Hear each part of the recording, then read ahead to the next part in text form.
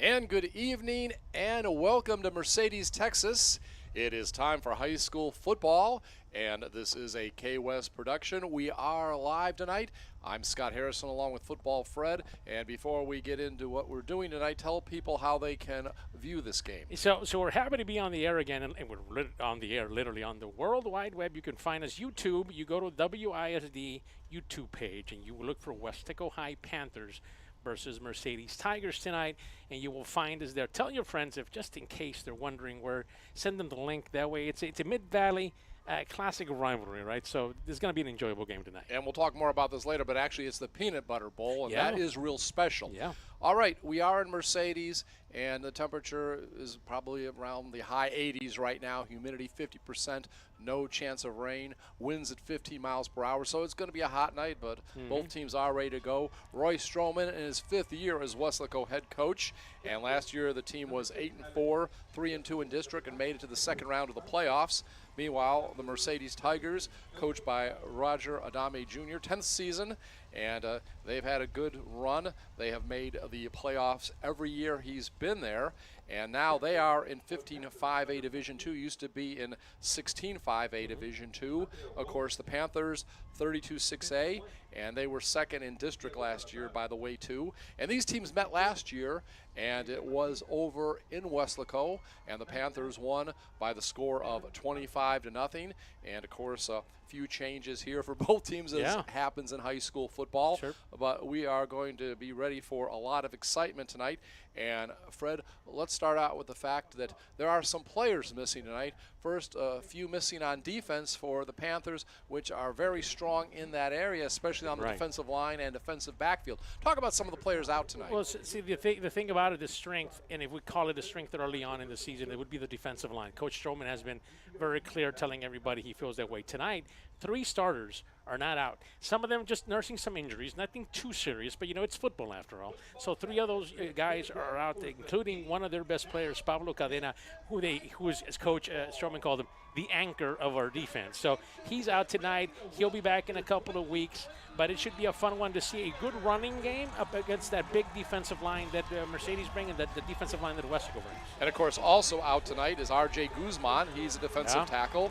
And one of the transfers, he's not quite eligible yet, came from Edcach Elsa, Martin Maldonado, and he'll be available next week. And another one of the transfers was that Damon Castillo. Right. He is actually eligible tonight, and he has never beaten Mercedes when he's been at Edcach Elsa. So Coach Stroman made him one of the honorary captains, and we saw him come out tonight. David Martinez is another one that they have done as well, that they've never beaten Edcouch. I've never been Mercedes because they used to be in Edcouch. They're eligible now, and they're trying to do that with a different color of a jersey. Coach Stroman says, yeah, we don't mind that at all. Joseph Bonda out tonight also with an ankle injury, and he's a defensive back. And out with the flu, the backup running back, Ethan Cardenas. And for Mercedes, a guy we saw last year play in Weslaco, major player. He's got some sort of leg injury. He's on crutches, and he won't be back for a couple weeks. Tell us about number 1. Yeah, Ramayala, probably their best wide receiver, a playmaker, along with their quarterback and running back, which we'll talk about a little bit. But, yeah, Ramayala is out tonight. We asked Coach. He said, look, it's a high ankle sprain. Those things are tricky. But, you know, we expect him back, obviously, for district, and he'll be ready to go. But we're going to miss him tonight. But, hey, it's okay. Give a chance to other youngsters who are ready to step up and play.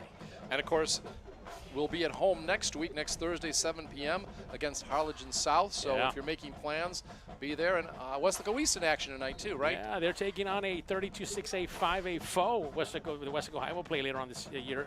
Los Fresnos Falcons in Los Fresnos de Aguilar. That's where Weslaco East is at. So Weslaco will be kicking off tonight, and we will see Mercedes in their black jerseys, white numerals, and they will get the ball at about the 10. And they are going to get some running room, and they will take it up to about the 35-yard line, where things will start 1st and 10. Yeah, Justin Davila was one of the returners, and he's going to be involved a lot in this offense, especially with Ramayala being out. You're going to see him quite a bit. Look out for number 4, Gilbert Santiago. Coach talked to him. He's a returning player for this offense, so we're going to get to see him along with the quarterback that comes up from last year, as you already mentioned him. He's going to beat the guy under center, Sebastian Villarreal, young junior quarterback, or senior quarterback, I should say, for the Tigers. And he's there. He'll play about 60% of the time. They may go to a 2-quarterback system, and we may see Aaron Cortez also get in there tonight, and we'll have to wait and see. And, of course, spread formation is going to be a jet sweep, and the first rush is going to get a few yards, and it looks like Gilbert Santiago. Yeah, that's the guy we talked about. Keep an eye on him. As a matter of fact, he's a player to watch here this evening. Just because Ram Ayala's out, they're going to favor him, and they will go up-tempo. You're going to see, as a matter of fact, as we're talking, they go up-tempo here quickly. 2nd down and 7, ball at the 37-yard line. And right now, moving toward the north, it looks like it's going to be Mercedes. And this is going to be a running play, and it's going to be a first down, pickup of about 8 on that play. Yeah. And that is going to be Ethan Anciso, right? Ethan Anciso. He's a returner. Now, he's a bigger back. Yeah. You have your quicker, faster backs that are smaller. He's a bigger built guy. Not as fast as some of your faster guys, but, boy, he's tough to bring down. He's going to be a load. All right, 1st and 10 at the 44. And we'll have to see how much Anciso runs the ball tonight. And looks like he's going to get it again, but that defensive line, all those guys around 6 foot or more, they stop him for no gain. This is what I wanted to see, how they reacted. And by the way, this is Darren Hanks coming up and plug in the middle. That's what you call plug in the middle. Come right up the middle there and make it happen. Now, that defensive line, we're going to take a look at it as well. They're going to rotate a lot. They have different packages we'll identify as the game goes on. Yeah, Matt Garza also a big returner, returner. He's playing on your left side. While you have one of the young men that we mentioned that was a transfer last year, Feby Martinez, is on the right side. 2nd down and 10, and there's going to be a whistle. We had a man in motion, Justin Davila, and it looks like it's going to be motion. Going backwards right now is Mercedes. So along with Hanks in the middle, you do have for this defense Damian Castillo, another young junior. Now they will rotate these guys. Don't get too used to all of them right in the middle. They are missing, as you mentioned, one of their linebackers. You do see number 11, a new linebacker coming in this year. That's Josh Rivera, along with Matt. Matt is number 14, Gomez, younger brother of Cesar Gomez. Yeah, he was injured last year. Yeah, he was injured last year. Running back for Weslaco High, you might remember, 14 is his younger brother playing linebacker. And there is going to be timeout on the field right now for Mercedes. 2nd down and 15, ball at their own 39-yard line. 10-16 here in the first quarter. Just glad to get back to football once again. Remember last year, playoffs, Edinburgh, who we're going to play in a couple weeks, we beat them in the first round on the road 16-13 in overtime. Yeah. And then Thriller. a tough game on a very bad weather day at Buccaneer Stadium in Corpus Christi. You're just being nice. Yeah. And it was Harlan winning. Now, I don't want to give the score, but I'll try to do it in a kind of code, all right? Code. Okay, the amount that Harlan scored is the number that is Joe Liel's favorite team. He is our audio guy with KWES. All right? He likes the San Francisco team, and they're the San Francisco. Yeah. I'm not even going to say it. And that's what Harlan scored. As a Cowboy fan, I will not say that name. Yeah. And so they had that amount, and then, of course, we had a rough day, and there's a candy bar called Musketeers, and there's another part to it. That's how many points we scored. Yeah. So if you can figure out our code, I'm writing all this down. Wait a minute. You said Musketeers. Right. All right, it's 2nd down and 15 after that timeout, and a long way to go for Mercedes. Going to be a pass, and it looks like it may be caught. Now, it looks like it fell right in front of him. Oh, fell right in front of him. Okay, it was close. He dived for it. Yeah, close. It was very close. Yeah. Right. So that is going to make it 3rd and 15. Yeah, Gilbert Santiago was the intended receiver. You know, they're trying to they're making an effort to get him involved. Right. Again, you have another receiver out there, Jose Garza, a young junior. I thought they were going to get him more involved as well, but we'll see here. So 3rd and long, and dropping back to pass, little screen pass, and could not be handled around the 40-yard line. I think it would have been well short of the first down had it been caught. The intended receiver, again, the running back. Anciso. Yeah, Anciso. Yeah, he would have met very quickly. There was trying things. Ryan Gonzalez, who's a track guy, made a beeline for him. He would have not gone too far. And we are getting ready to see the punt. Yeah, it looks like Ryan Gonzalez is back there to return the punt. He is a playmaker now. He plays defense, but he is a playmaker. I will double check if that's him, but it looks like him back there returning punts. And getting ready, and the punt is fumbled. Let's see if it can be gotten off, just barely, and it is going to be a short punt. but gets a nice roll and gets down to around the 28-yard line. So a little luck there for Mercedes. Yeah, that could have been disastrous and on their end of the field. You know, it's the first drive, so you get to feel a lot of things out. Right. And on your defense, you were facing a defense that you're one of the bigger defensive lines you're going to see all year. So, you know, you got to adjust to that. So now let's see that offense for Weslaco High. Revamped, new guys, new faces in new places, that kind of stuff. Right. But one quarterback who was top 5 both in passing and rushing last year, about, 1,800 yards passing, 400 yards rushing, had about 20 touchdowns. And we see him, and first pass is going to be incomplete. And, of course, we are talking about Andy Sepulveda. Right, Ronnie trying to get the ball out there to one of their most experienced receivers, number 10. Now, we've always talked about him, Salina. Jeremiah, 3-year player. He played on the defensive side of things, but he also is just a talented kid, just talented athlete that they put him out there as a receiver as well.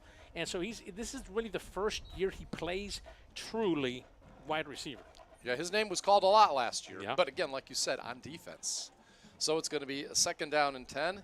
Eli Rodriguez, we called his name last year. We call a lot of Rodriguez's this That's year. a lot, yeah. But he's running the ball, and he is going to get it, and he's going to fall ahead for a couple yards. Ethan Cardenas, as we mentioned, out today with the flu. This is going to be a good test for Eli. Now, Eli, when talking to Coach Stroman, we said, like, give us a little difference on what he's doing different. Right. The growth from Eli Rodriguez to where he is now. He says, look, it used to be last year he didn't trust his offensive line, so he would go wide. This year he trusts his offensive line. He's going more straight. That makes a lot of sense because the best way to get yardage is right up the middle. Yeah. Trips left. It's going to be 3rd and 9. Gain of 1 by Rodriguez on that last play. Ball at the 28-yard line. And Sepulveda is going to go back to pass, and he is going to loft it up just barely out of the reach of his intended receiver, Frankie Trevino. Talk about him. He's a junior. Yeah, Frankie Trevino used to be last year was a JV quarterback. If you're a Panther fan, you know who he is, but he played as a JV quarterback. He's playing wide receiver at the varsity And he's level. like the 3rd string quarterback now. Yep. He plays right behind Solis there, who's the backup. But he had him beat on a grab and go. He just didn't release after the go. He just couldn't go. And we'll have a punt coming up right now. That's Frankie as well. Frankie Trevino punts the ball, and it's going to be down at about the 44-yard line in Mercedes territory. So neither team can do much on their opening drive, but that might be expected. Some, new players in there. It's early in the season. You feel yourself out. You feel what you've got. Get some sweat going. Get some cramps going. I think that didn't hurt during the week are starting to, hurt now. Yeah, you're starting to play some football. I saw this last night. I got to see a little bit of the Edinburgh High McAllen game, and they started really slow, and they've got 2 powerful offenses. So, yeah, this is bound to happen early on. Yeah, and by the way, Mac High won, I believe it was, about 39 to 23, 34, 23, something like 21 that. unanswered points in the second half. So, right. So, the point I'm trying to make is that it's possible that even good offenses can just get time to get started. Yeah. So, again, ball will be snapped back to the 40, and it's going to be a running play, sweep toward the left side, and not much doing there, but actually might have picked up about 5. It was some second effort there by Aaron Cortez. Yeah, that's what I said is going to be a good test for this defense. This defense can fly. They can run from side to side. But what happens when you get a big back, and you're going to face those during district, right? So they have Anciso back there who, again, is not the fastest guy. Right. But he brings the power, brings the size. So again, Variel has it. He's going to keep, and he will fall ahead for a couple yards. We'll give him maybe 3 or 4 to about the 49-yard line. Mercedes still in their own territory. Great read by number 11, Josh Rivera. He is the linebacker playing where he was last year. If you remember last year, the linebacker that we used to have here, they had a few of them, but Solis was make that Devin Fuentes. Recall him from last year. Yes. He's playing the same spot, and he is aggressive. He's got some size and some speed. Doesn't have the experience yet, but he could play there on that run. So it's going to be 3rd and 7, man in motion, and looks like it is going to be offsides there. A flag, yeah. Flag, yeah. Illegal motion, I believe. Yeah, this offense, again, we're going to keep mentioning this there's a couple of things that we're going to mention here this evening as they back off the Tiger offense.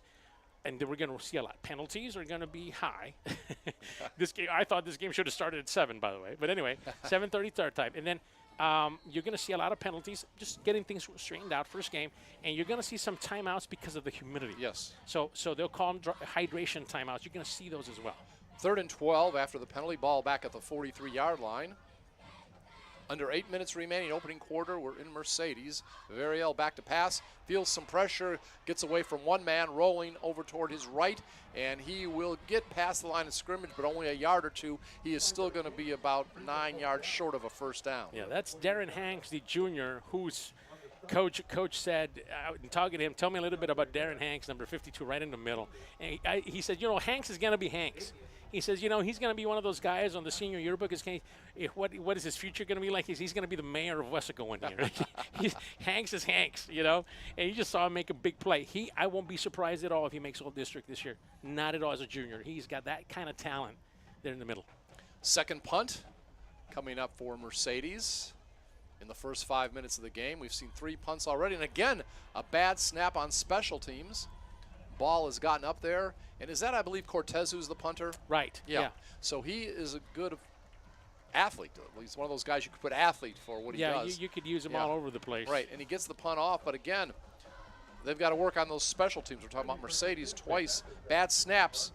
Back to the punter. So let me make sure I got this right. So it looks like the punter is number 24, Robert Sanchez, right? Sanchez, okay. Yeah. All I right. wanted to make sure I give him credit. Yeah, he's the punter, at least right now. Yeah, but he's done a good job of getting those two punts off. They were low. All right, so Robert Sanchez is the punter. Ball goes back to the 15, so both times got something out of nothing as far as his punts. Give Sanchez credit.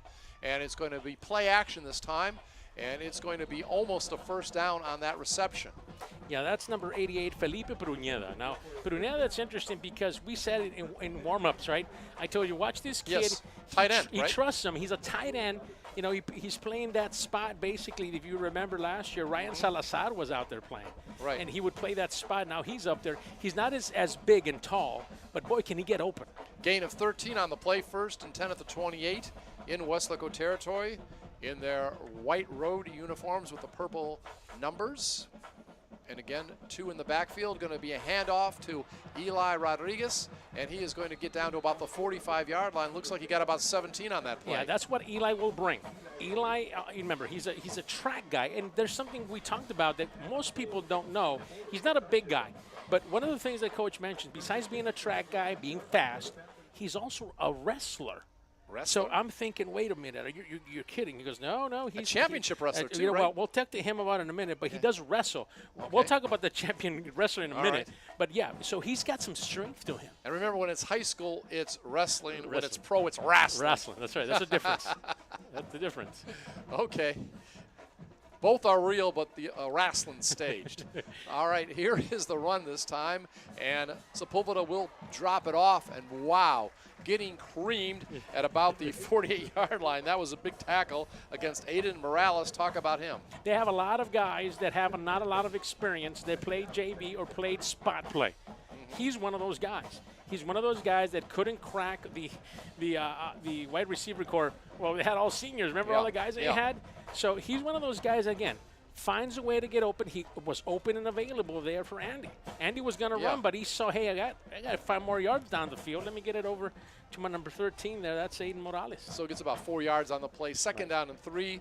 Ball now in the territory of Mercedes at the 47-yard line. Under 5 minutes remaining here in the opening quarter.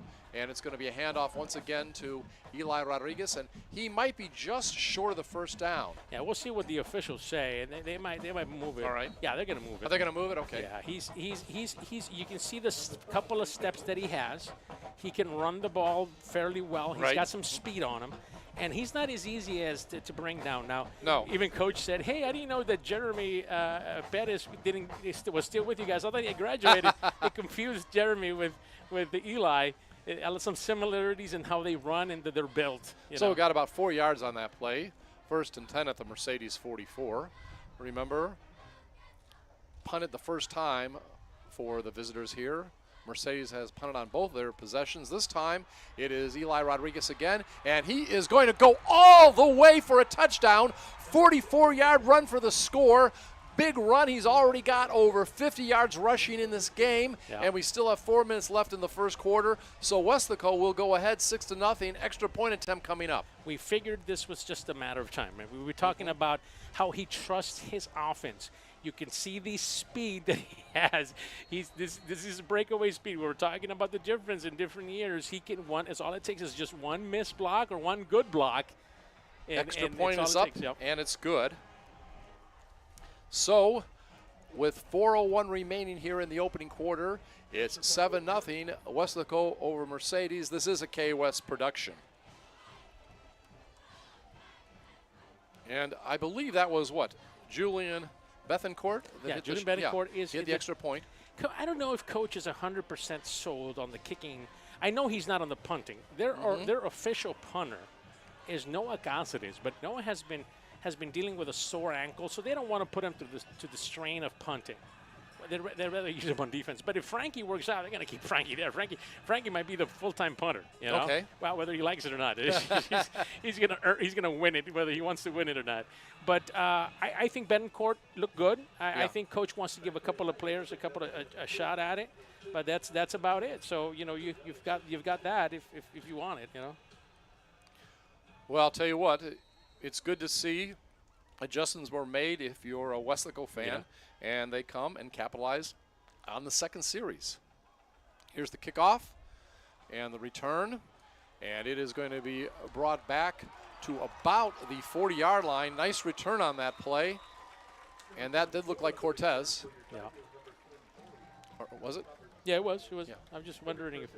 All right, we do now. Mike Gonzalez is helping us out tonight. Yeah, happy to have him on the field. Yeah, he's going to also next week have some reports on this game on KWES. Yeah. But right now he gave you that last drive. Yep. Tell us about it. So it's a 5-play, 84-yard possession, basically, right, what they did. But it's interesting that Eli, you were mentioning the yards that he had. He's taking tabs, 68 yards already. Okay, okay. Yeah, it's a good night. So in 8 minutes of play, Eli has 68 yards. Nice. That's a good average. Yeah. So I believe Variel's still a quarterback. We'll double check. It's going to be 1st and 10 at the 43, and that time the handoff will go nowhere. Yeah, it's a shovel pass, and you're right. A shovel pass, all right. There's a quarterback. Aaron Cortez now is in there. Oh, so Cortez has moved to quarterback. 21. We heard there might be changes. Yeah, and this is what non-district games are for. All right. By the way, shovel pass went to Justin Davila, right? Yeah, that's right. Nothing there. They were trying to do something.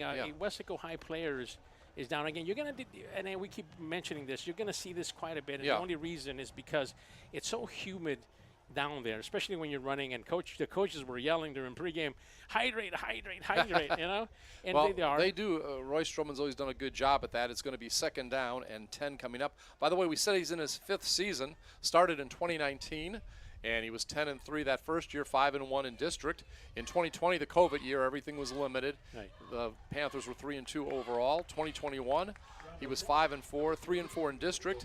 And of course, last year, 8-4 and 3-2 in district. And again, they went to the 2nd round. Matt Gomez got up and looked like he just got the wind knocked out of him. Good to see Matt against Cesar Gomez's younger brother is playing linebacker. And on that play, he was involved. He kind of crashed into Davila on that little shovel pass. Right. He got the worst of it. He wasn't looking for that, and he just got hit in the stomach. So he's okay. He's okay. So it's going to be 2nd and 10, ball at the 43-yard line. Glad to have you aboard. We're on YouTube, and we're going to have a lot of games on YouTube this year. So if you can't make it to the stadium, do the next best thing. All right. Again, Cortez, his first series at quarterback. Variel, the first times he had it, twice there were punts, and this time throws downfield. Yeah, that's going to be out of bounds. That's out of bounds, right? Yeah. Yeah, and they're trying again. Gilbert Santiago. Coach mentioned him. He's the guy that we felt was going to be more involved, especially with Ayala being out, and they're trying to get him the ball. He looks to see that he's their playmaker, wide receiver that they're missing because of Ayala tonight. So we are going to have 3rd down and 10. And remember, I guess one of the motivations could be for the defense. Can we shut them out 2 years in a row? Yeah. We didn't ask Coach about that because, again, we're not trying to, start things here. But, again, I would think that some of the defenders, especially the returnees, would like to see 2 shutouts in a row. long way to go. And that time, big pass gets down to the 40-yard line. That is a gain of about 17 yards, I should say. Yeah.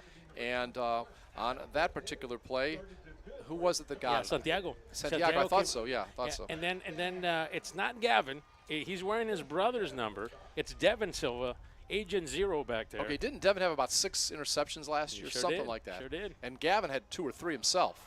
All right, ball, I believe, is held. Almost looked like he was going to fumble it. He did fumble it, and he right. recovered his own. Nice strip there by the defense. He was very fortunate to jump on it. Enciso was. Yeah. They had a bunch of white jerseys around him, so it fell right back in his hands. So Enciso, he's gone most of the way as running back so far. Right. And it's going to be 2nd and 5. So gain of 5. Ball at the 35 in Weslaco territory after that big pass reception. Under 3 minutes remaining in the first quarter. Cortez still a quarterback.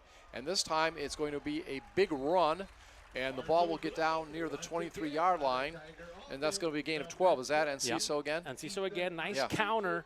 We see the pull coming from the opposite side. I love Joseph Garza returning defensive tackle coming from his side, coming around, and really blocking on that counter for Enciso. Open to be big hole. So 1st and 10 at the 23. And going to Cortez at quarterback. It's a little magic so far for Mercedes. New running back there spotted. Isaac Castro now is in the backfield. All right. And this time, it is going to be the quarterback keeper, misdirection, but he's only going to get maybe a yard, might even be a loss. So you're seeing a lot of already for Weslaco High, besides the fact that it's humid, and you want to get as many players, hydrated and things. Weslaco this year, by design, so far early on, but that changes later in the year, we'll see. But they will change a lot of defensive personnel, especially on the line. And you're seeing a lot of that already. Low snap, handoff. Now, they lost 1 yard on the play before, and this time it's going to be a loss of about 3. Yeah, that's the big guy. That's Devin Martinez. He's one of those guys that had to set a year from last year because he transferred from Edcal Chelsea. And now he's playing. He's starting, as a matter of fact, on the edge. Devin Martinez showing his size and his speed back there. And we're getting a little bit in the twilight. Who was with these uniforms? It's a little hard to see. Who was the running back? Yeah, the running back was number 44, the new back that just came in, Isaac Castro. Yeah, okay. I thought so. But again, we're kind of in the twilight here. Yep. Hard to see now. Yeah, hard to see. 3rd down and 16, ball at the 34. Cortez back to pass, almost sacked, and this time he will be. All right, a lot of pressure on that play. Tell us about the sack first. It was Matthew Garza putting on the initial pressure. Who got the sack? Yeah, Matt. Well, I think I'm giving it to a couple of guys. All right. Matt Garza and Hanks. Obviously, Hanks. Oh, there's a flag there. All right. Hanks being Hanks. There's a flag. We'll see what this is going to be. This is a late flag, too. Yeah. And, of course, Garza and Hanks were the big guys on the line last year that have come back. Yep. Again. I think it's after the play. I think it might be after maybe some unsportsmanlike. Well, let's hope it wasn't against Weslaco because they just put Mercedes out of field goal range. Yeah. And I promise you that if it's something against Weslaco, there's going to be a big chewing out at halftime because that might put them back in field goal range. There we go. Okay, no foul on the play. I think what they were saying that the ball didn't get back to the line of scrimmage, but he was hit. The quarterback was hit. He was going down. All right. You can. So it's not a sack, or it's not a sack. Yeah, they were. I think they were talking. So what does the play exactly rule? So the play is he looks like he threw the ball where nobody was. Okay. And that's what drew the flag. And I think Coach Stroman was on it. But then the other official says, look, he got hit. So he got the ball away. He wasn't actually sacked, but it looked like he was sacked. But here we go. Nice field goal try. All right. It's going to be from the 36-yard line, 46-yard attempt. It's up, and it is no good. Good try. Yeah, good try, and a lot of leg on that play. I'll give him Mercedes credit for that one. Samuel Moreno. Yeah, Samuel Moreno, a junior, number 86. I think you try to figure out what you have with him now. Yeah. That way when the district comes around and say, well, look, he missed a 46, but he makes a 40. You know, that kind of stuff, right? Yeah. It's turning out to be a nice night after all. No, it is. It is. And the ball is now at the 29-yard line. So Andy Sepulveda will start all over again. And we'll see what he does this time. Eli Rodriguez in the backfield. We have trips on the right side, one wide out left. Good crowd, by the way, for Weslaco. They have filled the visiting side of the stands tonight. I think it's sold out. I'll be honest with you. The way it looks from here, it looks sold out. I think you're right.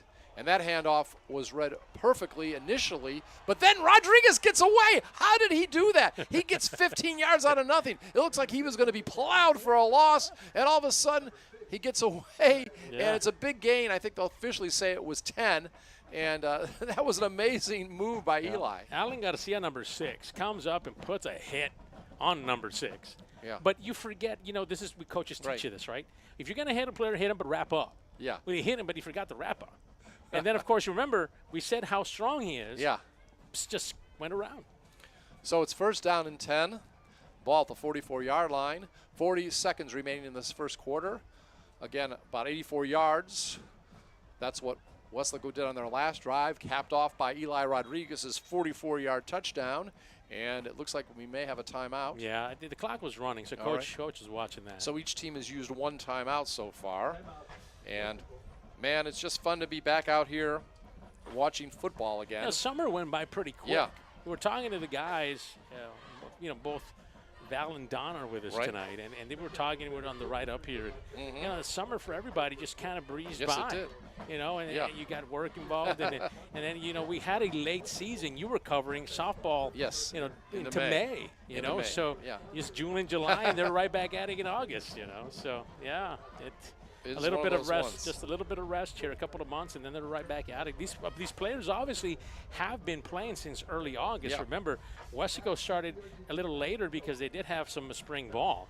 But even then, they started the second week here. So they've been at this for a few weeks already. By the way, Sepulveda last year passed for 1,856 yards and 20 touchdowns, and he was top 5 in the RGV last year. He rushed for 407 yards and 6 touchdowns. Yep. So after the timeout, first and 10, Weslaco at their own 44-yard line. 29 seconds remaining in the opening quarter. Along with Football Fred, I'm Scott Harrison, broadcasting from Mercedes. What are we, about 10 miles or 15 miles from Weslaco? I think a little less, less. But you know what? It's sometimes because of the traffic. Yeah. Sometimes it feels like 15 minutes.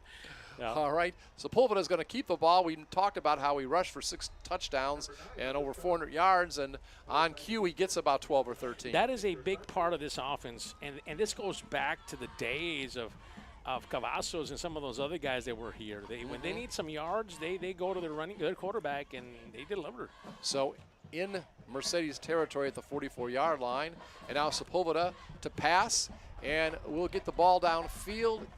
Not quite a completion, but it would have been inside the 10-yard line. Yeah, he tried. They were going to take a deep try on it. They tried with Salinas back there, Jeremiah, and he was just overthrown a little bit there. He had like safety help, so he was going to have to put it right where he needed to put it. If not, it wouldn't have worked. So nice try though. Second down and 10, ball at the 44-yard line. Took about 7 seconds off the clock or so. 16 seconds remaining, but this is the opening quarter, so obviously Weslaco, if they don't score, will have it to begin the second quarter. Slot on the left. Rodriguez in the backfield with Andy Sepulveda. And this time he'll hand it off to Rodriguez. Rodriguez makes some nice moves, and he is going to get down to about the 37-yard line. So give him about 7 on that run. You just have a feeling. If he starts inside and he can just make a move and then he goes outside, it's hard to catch him because of his speed. All right, we've reached the end of the first quarter of play here in Mercedes, Texas, and it is the Weslaco Panthers over the Mercedes Tigers, 7-0. This is a KWES production. Football Fred, I'm Scott Harrison, and a little analysis of what you thought about that first quarter. Well, we wanted to get our feet wet, in all sense of purpose, both Mercedes and Weslaco. They're going to be all right throughout the season. They're going to do their things, but you want to get the feeling, you want to see what kind of athlete, how your athletes are going to react to the lights, to the crowd, to the music. This is new for a lot of them, especially both on the Weslaco and Mercedes side. A lot of these guys were spot players, and now they're starting.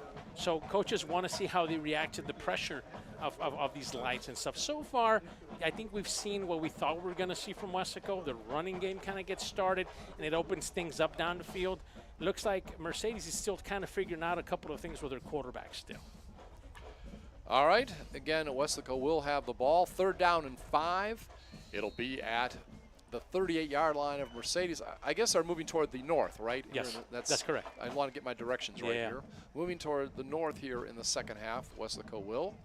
And we have the snap. It's high. Sepulveda gets it, gives it off, and it is going to be, I believe, Rodriguez, isn't it? Well, they switched. there. Yeah. It looked like they switched, yeah. Yeah, that's what we wanted to see. Yeah. Freddie Reza. Okay, Freddie Reza is in there. Young junior, had a really good scrimmage Right.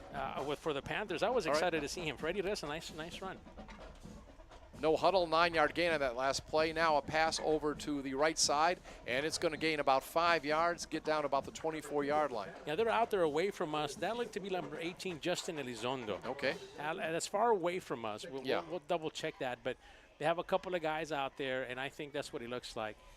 He's away from our area. We're on the home side. It's kind of weird because it's a traveling game for us, but we're on the opposite side.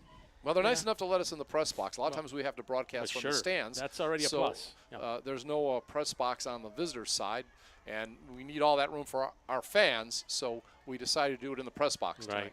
Right. It's going to be 2nd down and 4, and this time going to be another run, and it looks like it'll be about 5 yards for the first down. And again, it's going to be a nice run for Reza. Yeah, and Reza's going to do that. That's who he's going to do. He's going to come in, give some time to Rodriguez and let Eli rest a cup, grab his breath, that kind of thing, and then just have Freddie do his thing. Yeah. All right. Well, they said he was a little short, okay. So again, we'll mark the ball 3rd and 1. So only got 3 yards. It looked like his second effort got him, but again, maybe his knee went down a little early. So it's going to be 3rd and 1, ball at the 20-yard line, about ready to get in the red zone. Yep. Again, we are in the first 90 seconds of the second quarter. Weslaco leading 7-0, and a whistle before they can get the playoff. Would this be the first penalty if it's against Weslaco? It is. Against them. It is the first penalty against Weslaco. It's going to be a false start. They waited too long. I think they understood. They snapped the ball with 2 seconds left, and so one of the guys knew they weren't set quite yet, so they moved that. I saw that from where we are, so it was just a matter of timing. Really, they just were hurrying up to the line, and those things never work. And do you remember last year when we played Mercedes at home, the backup quarterback Landon Solis got, and I was joking with Coach Stroman before, and he went 2 for 2, I think, for 30 yards and a touchdown. He's got an awesome percentage in his career. Yeah, at least in that opening game last year. Yeah. I don't know if we'll see him tonight. Only time will tell. Right. But it is going to be 3rd and 5, a ball at the 25-yard line in Mercedes territory. And both teams have 2 timeouts remaining. And again, a warm night. But both teams, I know, both coaches are veterans. Their teams are very hydrated, so we hope that we don't have too much of a cramping problem. And again, another whistle as the ball is snapped. Yeah, I think Coach isn't happy. I think Coach Peña and Coach Stroman are not happy with a couple of things that are happening up online. It is possible just to kind of tell the fans, why is this not moving? Sometimes what happens, there's for the back, less of a better word, the fluidity of the offensive line is not there. They're offbeat. They're not gelling. So what the coaches says, look, we're going on 2. Why are you guys going on 3? He says, what does that mean? Well, the hut, we're going 3 huts. But of course, you have to remember, Weslaco doesn't do that. Weslaco does the old slap. So you slap. Once the quarterback does this, now it's up to the center to snap the ball whenever he wants to. Okay. He's the only guy that knows that. Yeah. And sometimes he forgets that his buddies are waiting for him to do it. And so it throws you off. So let's get everybody on the same page. We're going to go whenever, you snap the ball. In this case, it'll be Garces, who's the new center. Excellent player, by the way, Garces is. All right. Sepulveda, Andy, a senior. Big things expected. Man in motion. Sets up in the slot on the left side. And this time it is going to be a handoff, and tripped up in the backfield and maybe falling ahead for a few yards is the running back. And Reza again. Yeah, good play there for this defense. Nathan Lopez, senior, for this Mercedes Tiger defense. Now this is where Coach, it's interesting because in talking to Coach Adame, right, he says, look, our guys are not as big as you're going to see Weslaco's highs are. But our defense can put up a nice little fight. Big 50s. Joseph Zarate, he mentioned him. He's just a young junior right in the middle. They like to play 3-4. Okay, that's their defense, but they'll come up and play 4-3 as well. They'll gotta mix it up. But those 3 guys there can be disruptive. All right, there was a loss on the play. It's going to be 4th and 8, but it is going to be the Panthers going for it. They're at the 27-yard line. can't blame him maybe in this situation. Sepulveda is going to keep the ball, and he is going to make some nice moves, and he's going to get the first down at the 15-yard line. Had to get to the 19, gets to about the 15, so he gets about 12. I think that's where we're going to see a little bit of improvisation, improv, if you would, from Andy. Welcome to the improv. Yeah, he's going to do that kind of stuff just because when they need a play, he's going to be the guy to deliver it. First down and 10, ball officially marked at the 16, and a whistle as the handoff was attempted. Well, you know, again, let's kind of break this down. There was going to be a penalty. A player was on the field, number 32, was trying to get on the field. That's Eli Ramon. They're trying to make a switch. So as coaches, your players are still getting used to, hey, go in there for this guy or play this spot, right? So sometimes they themselves don't know exactly where to go yet. Yeah. So they were running out of time. As a matter of fact, if they didn't get him off the field, they were going to get a flag thrown for having too many guys on the field. By the way, I want to give a score from last night. Sure. Maybe you have a comment. Yeah. McAllen Memorial over Brownsville Hanna, 28-20. Yeah. McAllen Memorial is always a team that is going to be involved somehow. I don't know if they beat Mac High this year. I don't know if that's it. Mac High looks well. Right. They really do. You know, they've got all things going. They went 3 deep. Remember, they didn't make a lot of noise, but they were there. You know, and so Coach Shelby there has the returns there. He's got some good players. They had a couple of injuries last night. So in the game we watched, there were some injuries. So hopefully Mac High did. Yeah. So hopefully their players are okay. Memorial did. Yeah. Memorial did. Yes. Yeah. So hopefully they're okay. So did Mac High, by the way. Yeah, I thought you mentioned that earlier that Mac High did. Yeah. So hopefully it's speedy recovery. Hopefully it's nothing long. You know. First and 10 at the 16-yard line. Mac High over Edinburgh last night.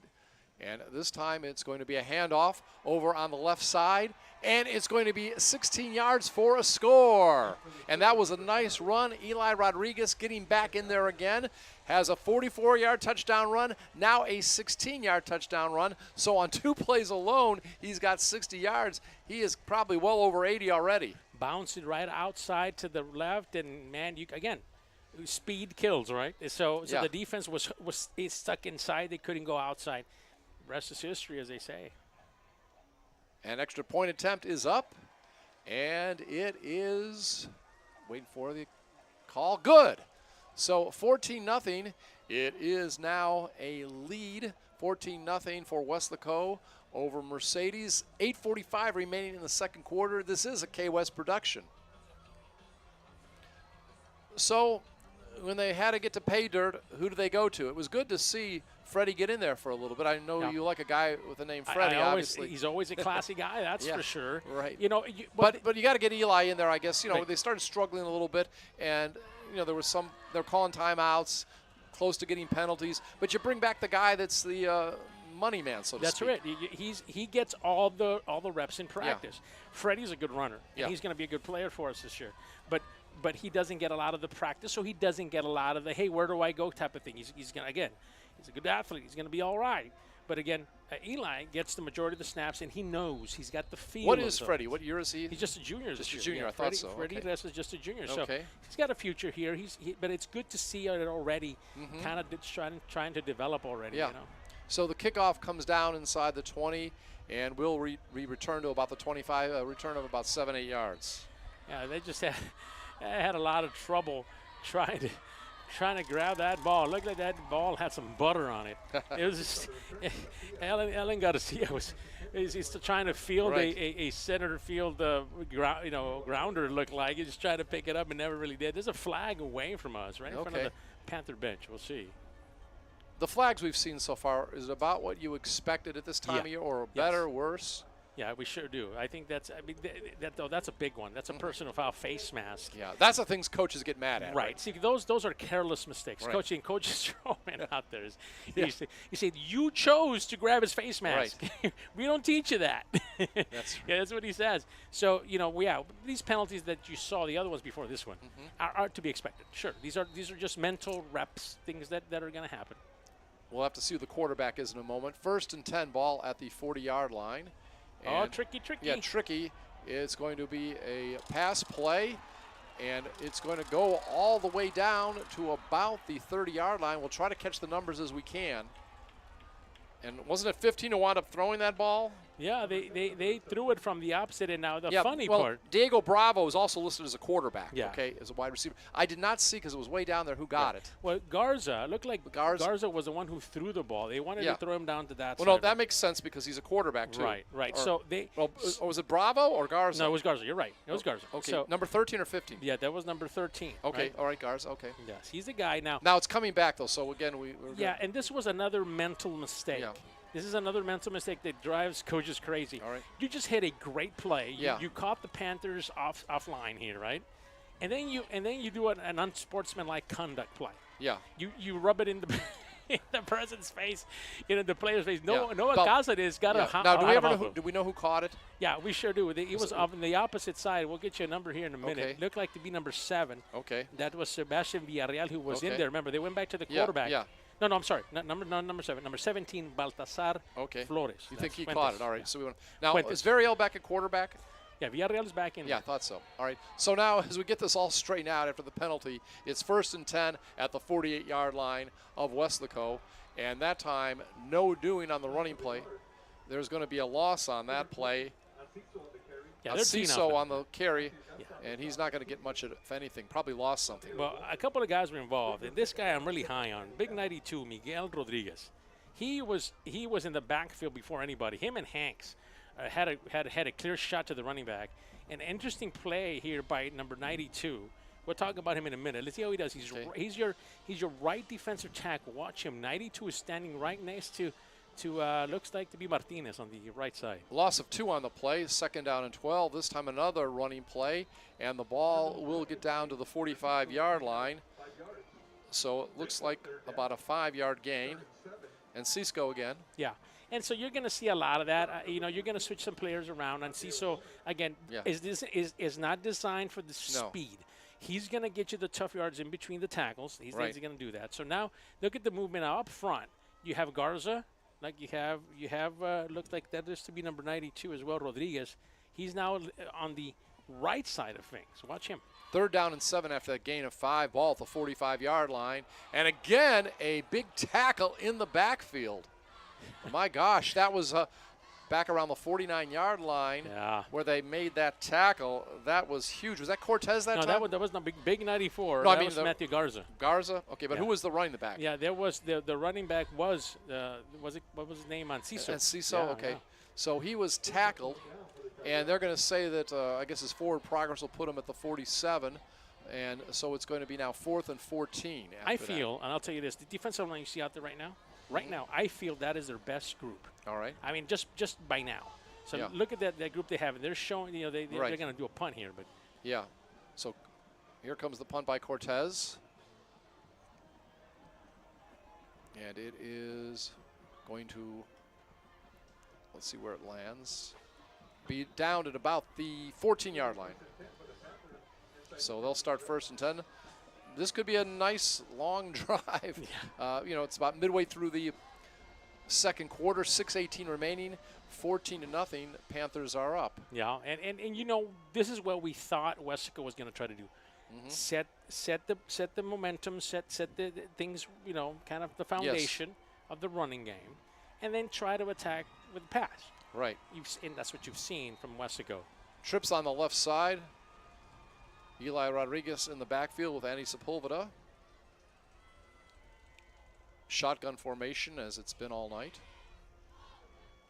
Good crowd for both schools. Yeah. Appreciate everyone coming out. Parents' night tonight for Mercedes. Yeah. Right. Kicking off the high school football season. And this time it's going to be a screen pass. And we are going to see a nice gain.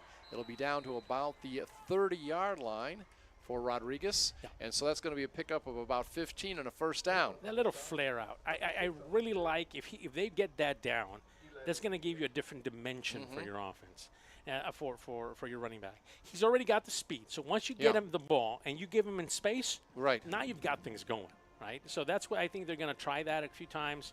A couple of players are going to try out tonight. That you're going to see out there for the first time, and we're starting to see them now here late in 2nd quarter, right? Slots on both sides, empty backfield.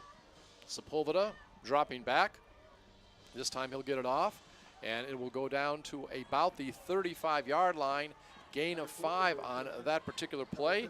And on the reception, Harley Rodriguez, Yep. the guy you were talking about a lot to me on the phone today. Yeah, Harley has an opportunity to have a great year. He played a little bit as a freshman, was out for a couple of years, was not enrolled at Weslaco High, and then he's back for his senior year. Now he's wearing number 12. Weslaco Panthers fans are saying, number 12? Wait a minute, the last guy who wore that was Meshach. Yeah. I got a story to tell you. All right, well, we'll get to that in a moment. Meshach's here tonight, isn't he? Yeah, he is. Okay, we'll tell the story in a moment.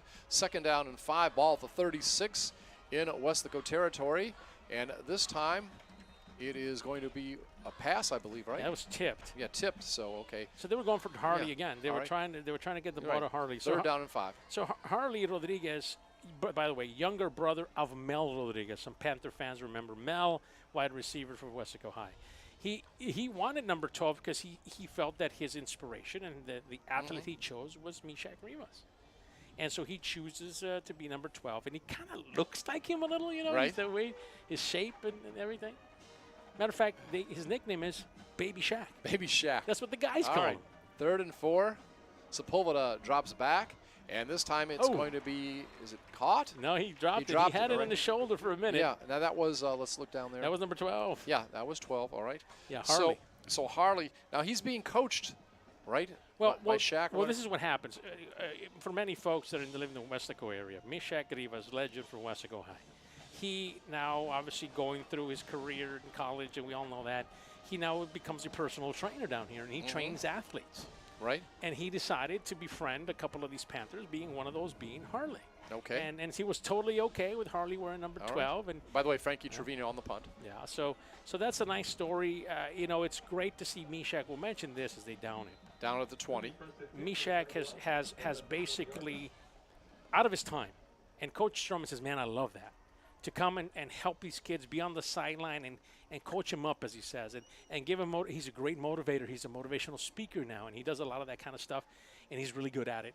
And so he does this with his young Panther teams, and he wants to get some of those athletes Right. early on Right. to try to get them, you know, down the right path, not just in football wise, In but life. schools wise. You know, Yeah. get your Yeah. studies down and all that kind of stuff. So it's a very classy move. All right. He was given back to the Panthers. 1st and 10. I believe Ariel may be in there. We'll double check. Again, 5:06 remaining. Both teams with 1 timeout remaining. A long drive if they want to score for Mercedes. And this time it's going to be a sack in the backfield, and that'll be a loss of about 5. Yeah, they have a couple of those linebackers coming out from the outside, and we mentioned some of these guys already, but this is a new player. They came right up. There was Marcus Valdez. Now, he's listed at a defensive end. He's got some speed on it. He doesn't have the size, but he's got the speed, as you just saw. He played in spots last year, Marcus Right. did. Number 42. So he's another bright spot here. Another trying to find the time to play him. That's the hardest part. Yeah. Get all these defensive linemen to play. Clock moving, under 4:30 remaining here in the first half. Again, appreciate everyone tuning in on YouTube tonight if you didn't make it to the game. And this time, it's going to be a passing play, and it's going to be incomplete around the 22-yard line. Yeah, you know, it's going to be tough Yeah. on these corners for anybody to beat them Right. with speed.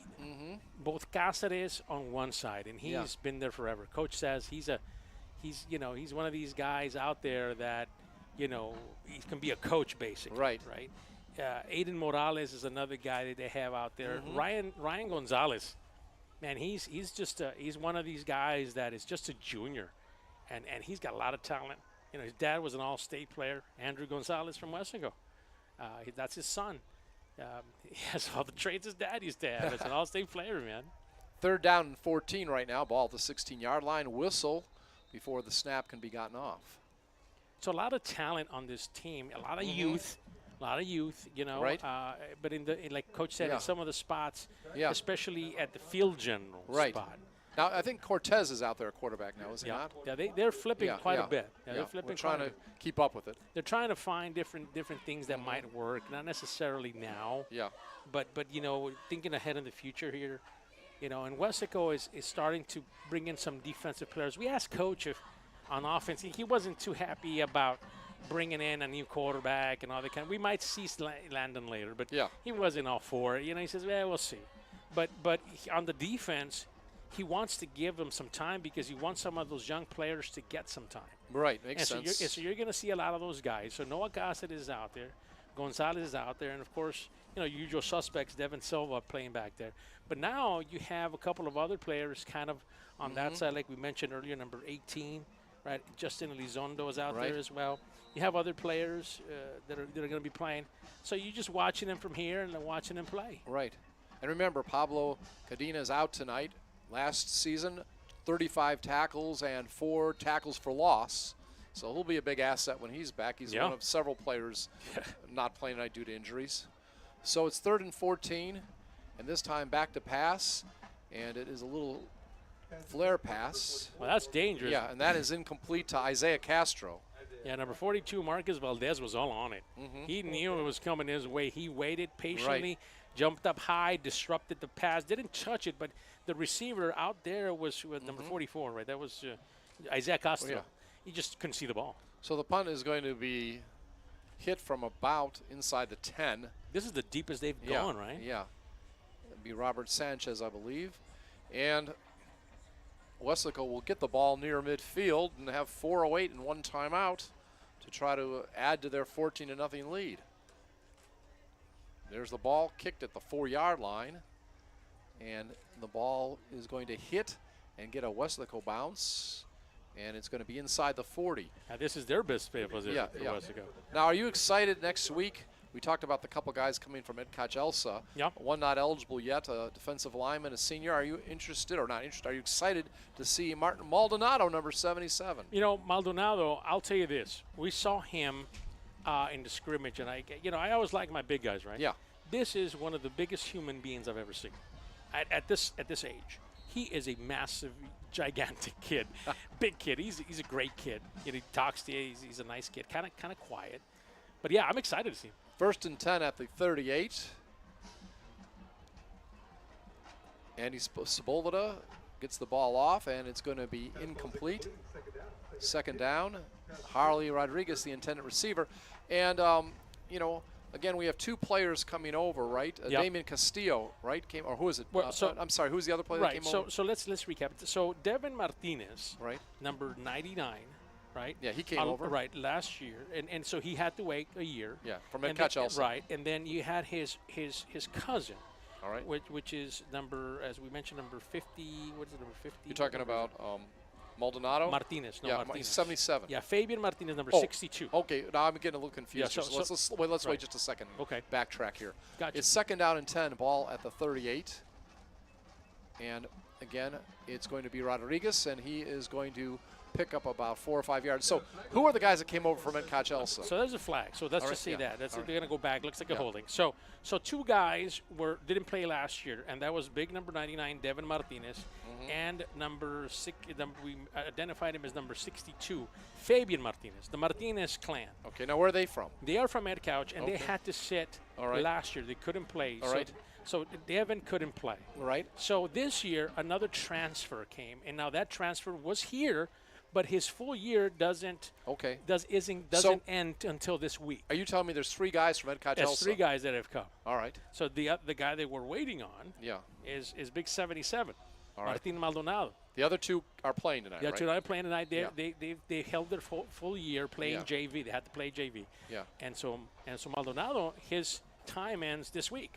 So he'll be back for that South game. All right. After the penalty, 2nd and 25, ball at the 47-yard line. Back in Weslaco territory. Sepulveda, a little pressure, and he is going to be sacked at the 40, loss of 7. Yeah, good pressure there. Julian Longoria had to hold on to dear life. Good pressure applied there by this defense. They have been, the defensive line had been very quiet until that play. And a nice push up front by Sanchez, really, on that defense. Was that Brian Sanchez? Yeah, they needed something because boy, they just, that 3-man line isn't getting there. Now they did, so they might have found something there. So it's going to be 3rd down and 32, not just because of the sack, but because of the penalty. A long way to go. Sepulveda going to have it broken up, so it'll be time to punt. Yeah, that could have ended very badly, not just this play, but the play before. So just to recap, those three guys have basically are the reason we're mentioning them is because they have bolstered this defensive line, which has created a lot of talent and a lot of rotation, which gives you fresher players, especially on the defensive line. So that's the reason we're mentioning these young men who have made some changes and stuff like that. But it's exciting to see them. Yeah. I was, as a matter of fact, during one of the scrimmages, Martin Maldonado comes up, and I'm telling you, he's just a Yeah. By the way, the ball went good. Frankie had a good punt. Ball back at around, we'll see, around the 15 maybe. Go ahead. He's about 6'3", 300 some pounds, closer to it, you know. And he comes off and he's like, I mean, like hyperventilating. Who's right? this now This again? is Maldonado, right? Okay. And Martin Maldonado. one of his linebackers comes up and says, hey, breathe. He's teaching him how to breathe. He's worried about him. Now, well, I do want to ask you, were all these real contributors at Koch Elsa? They played. They were starters. Okay. They starters. They played there, but, you know, for different reasons. Yeah, there's so many. Yeah, well, it doesn't matter. We're just glad they're here now. They're here. Sometimes you need a fresh start. They sure do. And that's going to be a handoff and actually a pass, right? Yep. Yeah. Yeah, Gilbert Santiago has been the favorite quarterback, favorite receiver of any quarterback at this point. You know, it looks that Sebastian is back in there. Sebastian Variel back in there. And so that ball's going to go to the 33. So that's a 18-yard gain. 1st and 10. And no timeouts left for Mercedes, so they're going to have to try to go quickly. And that time, not much at all on the run.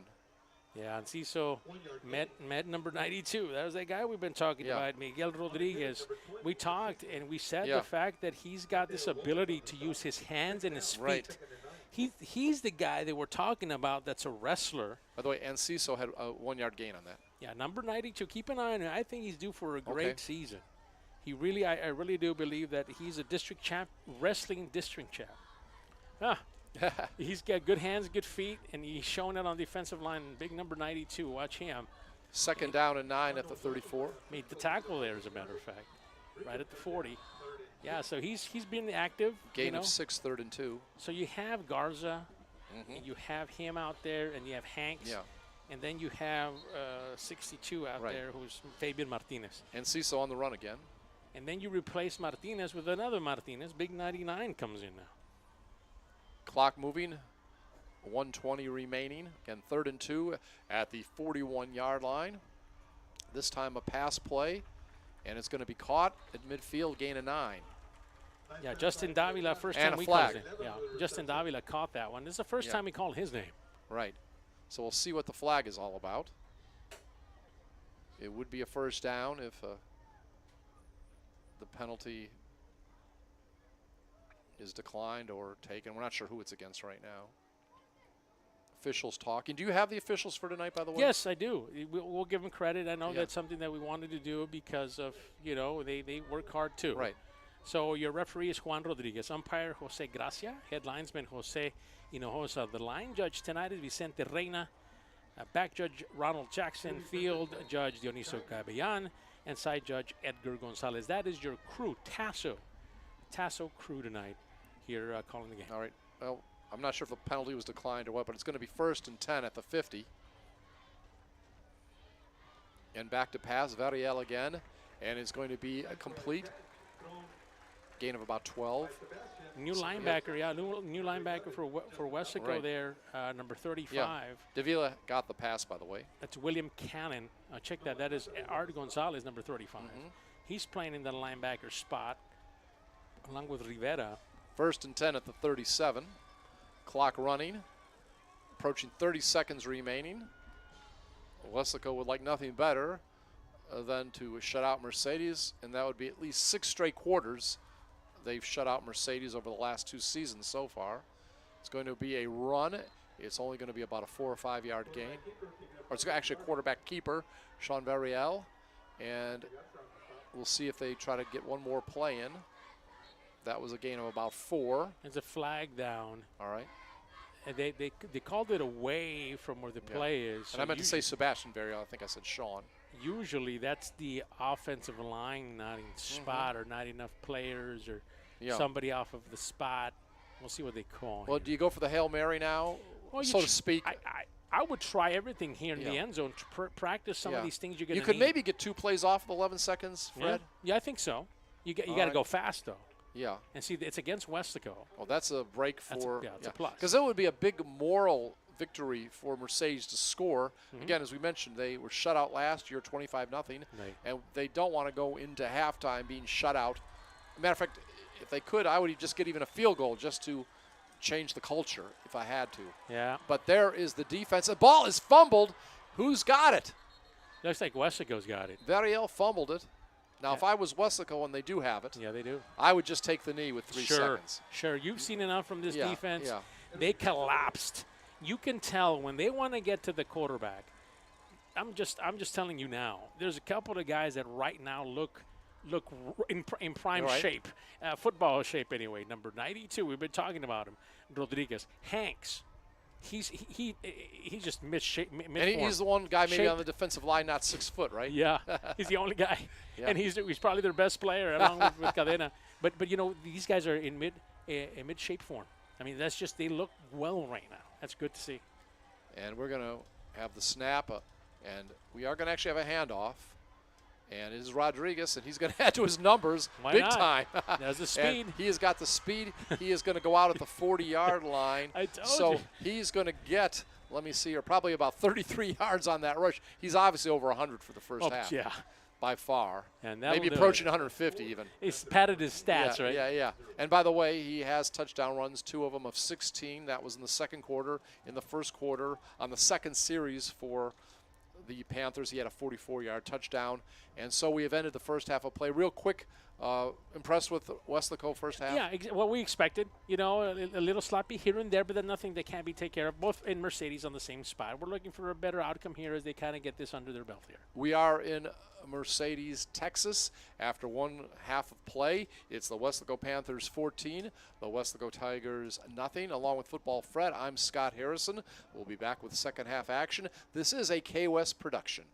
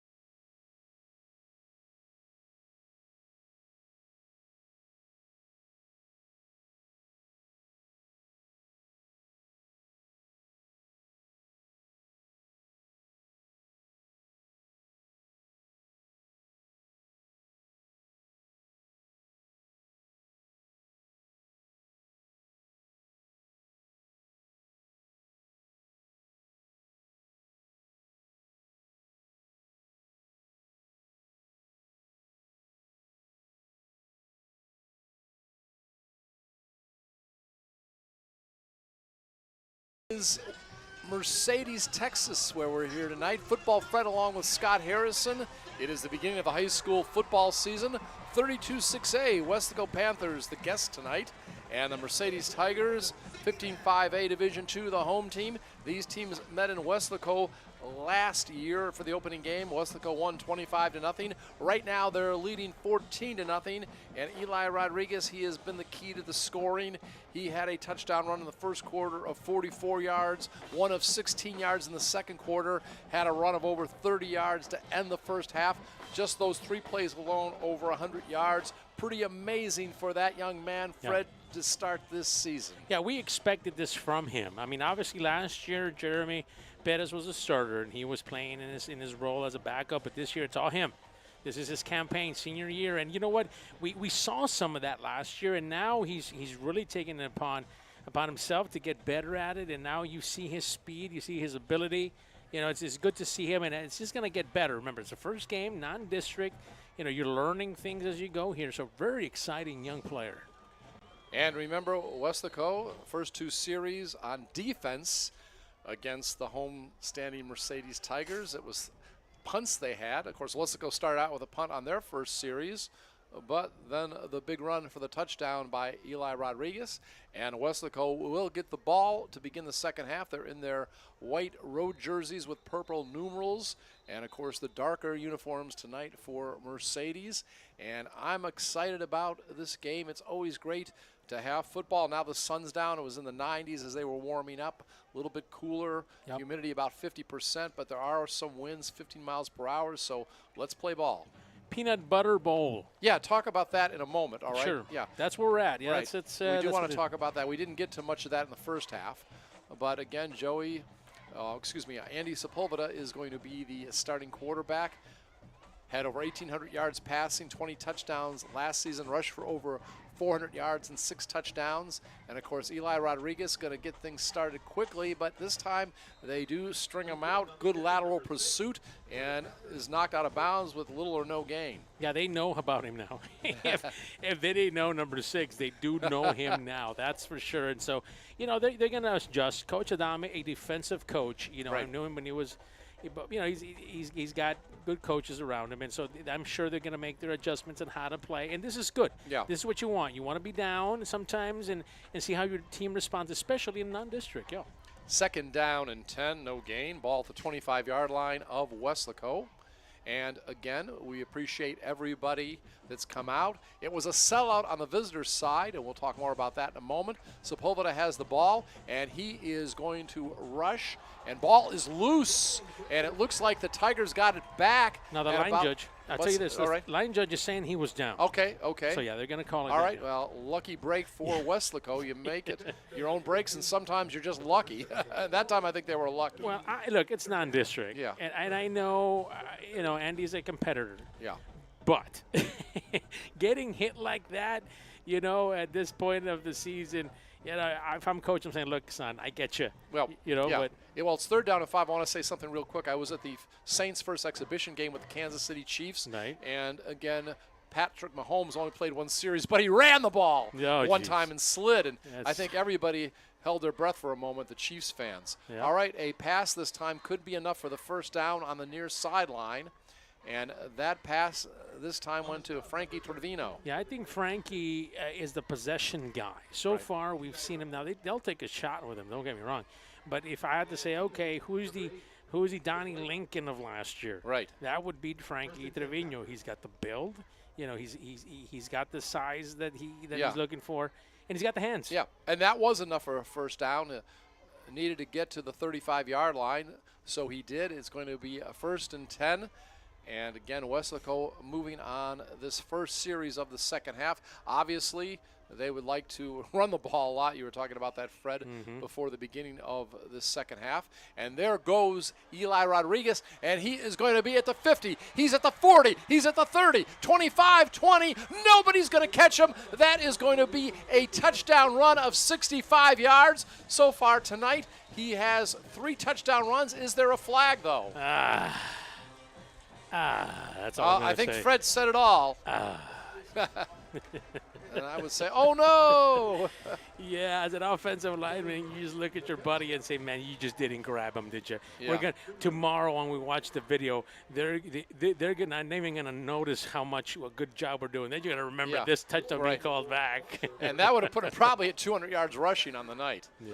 Very close. Well, Fred, at least I got a chance to practice my touchdown call. Well, we're all in non-district mode. Yeah. So we've got to run through some things. I still owe you 5 push-ups from last year, so I'm working on those. Well, you know what? We owe a big hand to the Weslaco fans. They sold out the visiting stands, if you're familiar with the stadium. So they had to put some of the Weslaco fans on the home side. I've never seen a visiting area sold out, I don't think, before in high school football. It's been a while, and not for a non-district game. Sure. Right, especially non-district, you're right. Yeah. So it's going to be 1st and 20 at the 25. We've got trips on the left side, and right now it's going to be Sepulveda, going to pass downfield, has a receiver open, and doesn't quite get it to him. Yeah, Jeremiah was open. He just couldn't put it where he could reach it.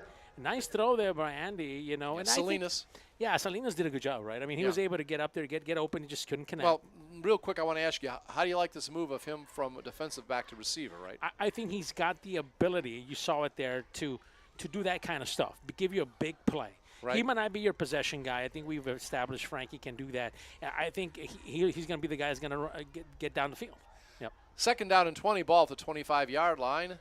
Opening minutes of the second half. Sepulveda drops back, and he is going to try to get it upfield, and they're going to get back near the original line of scrimmage on that play. Yeah, be safe. Try to just get something going on the screen. And who was that, by the way? Yeah, that was Reza, Freddie. I thought that was Freddie, yeah. Yeah, Freddie comes back in here again after that big run. Yeah, I thought that was Freddie. That Eli took off, it didn't have it. Yeah. So it's going to be 3rd and 9, and they get on that play some good yardage, over 10 yards on that play.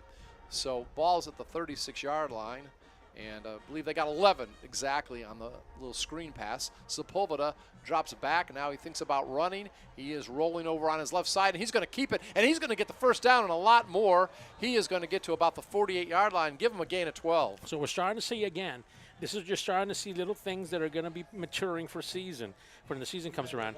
And it looks like Sepulveda, when they need a play, Sepulveda uses his legs, which is a good thing because he's a fast quarterback. We saw him last year really come into his zone against Edinburgh. Remember, we saw literally a light turn on top of his helmet, and he realized that, hey, I can use my legs if I can't get the ball down the field. Now, he doesn't want to do that. No. He's got the ability to throw it, but that's an added weapon. Well, we mentioned he rushed for over 400 yards and 6 touchdowns last year. Yeah. So, again, Rodriguez, I believe, with him in the backfield. We have a slot in motion, and we're going to have a jet sweep, and this ball is going to get inside the 40 down to the 30, and finally down to the 29-yard line. Nice run by Harley Rodriguez. Yeah. And he was at the 49, and he gets it down near the 29, gain of about 20. I think they want to get him involved. I think they're starting to figure out, okay, so Frankie can catch possession. We have Jeremiah who can go down the field. Let's find an opposite guy. I think they like Jaden Garcia, the young senior, outside playing on the outside. And then a slot guy. Well, could that be Harley? He's in the slot now. All right, and again, play held up for a moment. Ball is at the 29-yard line, and Weslaco has already held the ball for the first 4.5 minutes of the second half. That's something we really wanted to see. Nice. Some good time-consuming drives here in the second half. Yeah.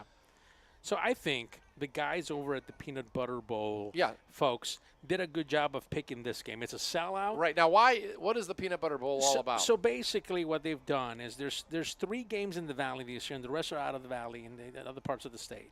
And they're going for the bigger games. And so basically what it is most of the fans that came in today, they volunteered to give a peanut butter jar. Okay. They paid for their admission, but they also left a peanut butter jar, which is going to feed the needy in the different. And that's Fred late tonight. Areas, yeah. No, but seriously, that's good to help those. Yes, the communities. Coach said, look, Coach said something very interesting. Coach Adame, these guys, these families come and pay a good price to come watch our games.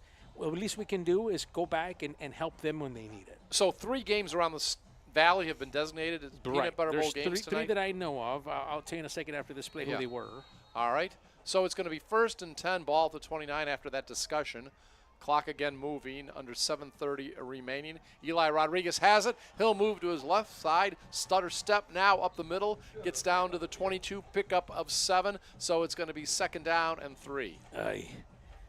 From here on out, when I say that, you know what's going to happen. Penalty again, right? The old All penalty. right, talk about that peanut butter bowl, the other teams. So the other teams, obviously tonight, Weslaco and Mercedes. The Bird Bowl, Harlingen High, Harlingen South. That's a another big one, yeah. And then the Edinburgh Vela, Edinburgh North game. Okay. Those all, if you notice, there's something about them. They're all rivalries. Yes. And they involve the communities of each other. Right. And so that was a very nice thing. When they got invited, Coach Adama says, we've never been a part of it. We heard of it, and as soon as they invited us, we said yes. All right, again, Jeff or Skippy, right? Hey, you pick it. You pick whatever you like. I like all kinds of peanut butter. I'll take it. I think I ate more Skippy growing up, but lately because my stepmother likes Jeff, we get that. But Yeah. they're all good to me. Yeah, and again, this goes to help the communities in need. Okay, it is now going to be 1st and 20, ball back at the 40, following the penalty. What was that? Some kind of holding, maybe? You know, there's always moving back and forth. Remember, you're trying to get the offensive line online. And I asked Coach, I said, what makes this offensive line, you know, good? What is it? I mean, they're not. If you look at them, they're not huge. You know, they've got good size. We'll wait for the official call here. We'll wait the official. You know, I covered the Senior Bowl over the years a lot, and Reese's is their sponsor. Oh, boy. I wonder if they would have been okay if I would have brought some Reese's Pieces. You know, hey, I will take them. Yeah, you know, I know you would take them. I'll you know, you were right after this game. You just watch out, buddy. Yeah, it's feast or famine for me. And I want to thank, by the way, our staff, El Zamora, who's kind of producing and streaming things tonight, and Don Ramirez, our photographer, videographer. They really did a nice job packing the ice chest with some cold treats. You know, and I think that's what's happening. Yeah. They might be doing the actual thing. What's happening here? That there might be somebody coming out or something like that. So what we'll see is we can't see it from here, but in a minute we'll see what happened. There looked to be a drone inside the stadium. Okay. So they were worried about the safety of the athletes. All right. And I'm trying to see if I see it. We couldn't see it because it's behind the scoreboard. Now, that's something you don't mention all the time. No, that's something I've never mentioned. In your years of broadcasting, this is the first time there was a drone inside the stadium. You know, there's a lot of communities around the area here, a lot of homes. So maybe somebody decided to watch the game for free. You know, which is free online anyway. So you could actually put like a little camera on the drone? You could put a camera on there, Yeah, I'm not that technically oriented. Yeah. I know drones are a big thing nowadays. Yeah, that's all right. We had a drone sighting. We appreciate Val Zamora updating us on that. Oh, what a hit as Sepulveda gets that off, and that's why it was intercepted. He was clobbered as he got that ball off. And again, the ball is intercepted, brought back to the 35. If you can see who it is, try to tell me it was. There was a lot of players back there. We're going to try to find out who that was going deep. But it looked to me from here, the Tigers were in good position back there. Number 25, Frank Gonzalez, young sophomore. Is that who got it? Frank Gonzalez was the one who intercepted. But the reason was, okay, Sepulveda. Now again, you're the big offensive guy, right, on the offensive line.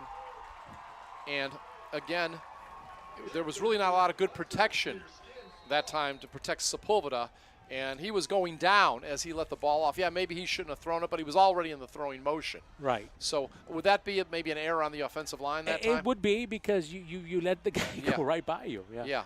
So on first down, though, the defensive line makes up for it. No gain on that run. 25 years, making sure we give him props to the right defensive player. All right. Frank Gonzalez, number 25. Okay.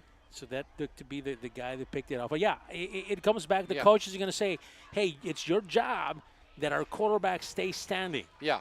You make sure that, and when that doesn't happen, regardless of a blitz or not, you've got to slow that defensive player down.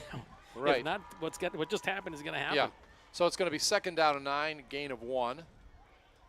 And, again, I believe we'll see a combination of run and pass. I don't think they're going to just pass the whole time, although that is a pass and a reception that time by number 11, Justin Davila. He is a senior, plays defensive back and wide receiver, and it is now going to be 3rd down coming up. It's going to be 3rd, and we'll see where they decide to finally mark that ball. And really, looks like it's going to be about 3rd and 6. Maybe. Harley on that interception fell. I think he would have had a chance to fight for it. Yeah. But he just lost his balance. So the wide receiver That time was Harley Rodriguez. Right. All right, another running play, and that's only going to pick up a couple. Yeah, that defense in the middle. Yeah. We'll mention those guys that are making some of those plays. Right. I'm really impressed with number 11. Right. Josh Rivera, the senior linebacker. He's playing good. Number 14, Matt Gomez. Yeah. He's right in the middle of things every single play. Again, guys that didn't get to start. It is going to be 4th and 4, a ball at the 42-yard line, and that is also Ethan Cisco that's been running the ball. Go ahead, continue. Yeah, and so those guys are making good plays. So we want to give them their props. You know, this is their first year playing or starting in varsity. They played some last year in different parts, but this is their starting season, basically. And Sanchez with the punt. So the interception did not come back to haunt Weslaco. You got to like that fact that the defense came up, stood up, and even though maybe you could get a little down at that, they did not. And whether Coach Adame is saying, look, we're not going to throw the ball too much anymore, let's try to focus on the run, that's okay because that helps Weslaco play the run. Right. They're going to play in district. Again, the whole reason you have these games in non-district is to prepare you for the district.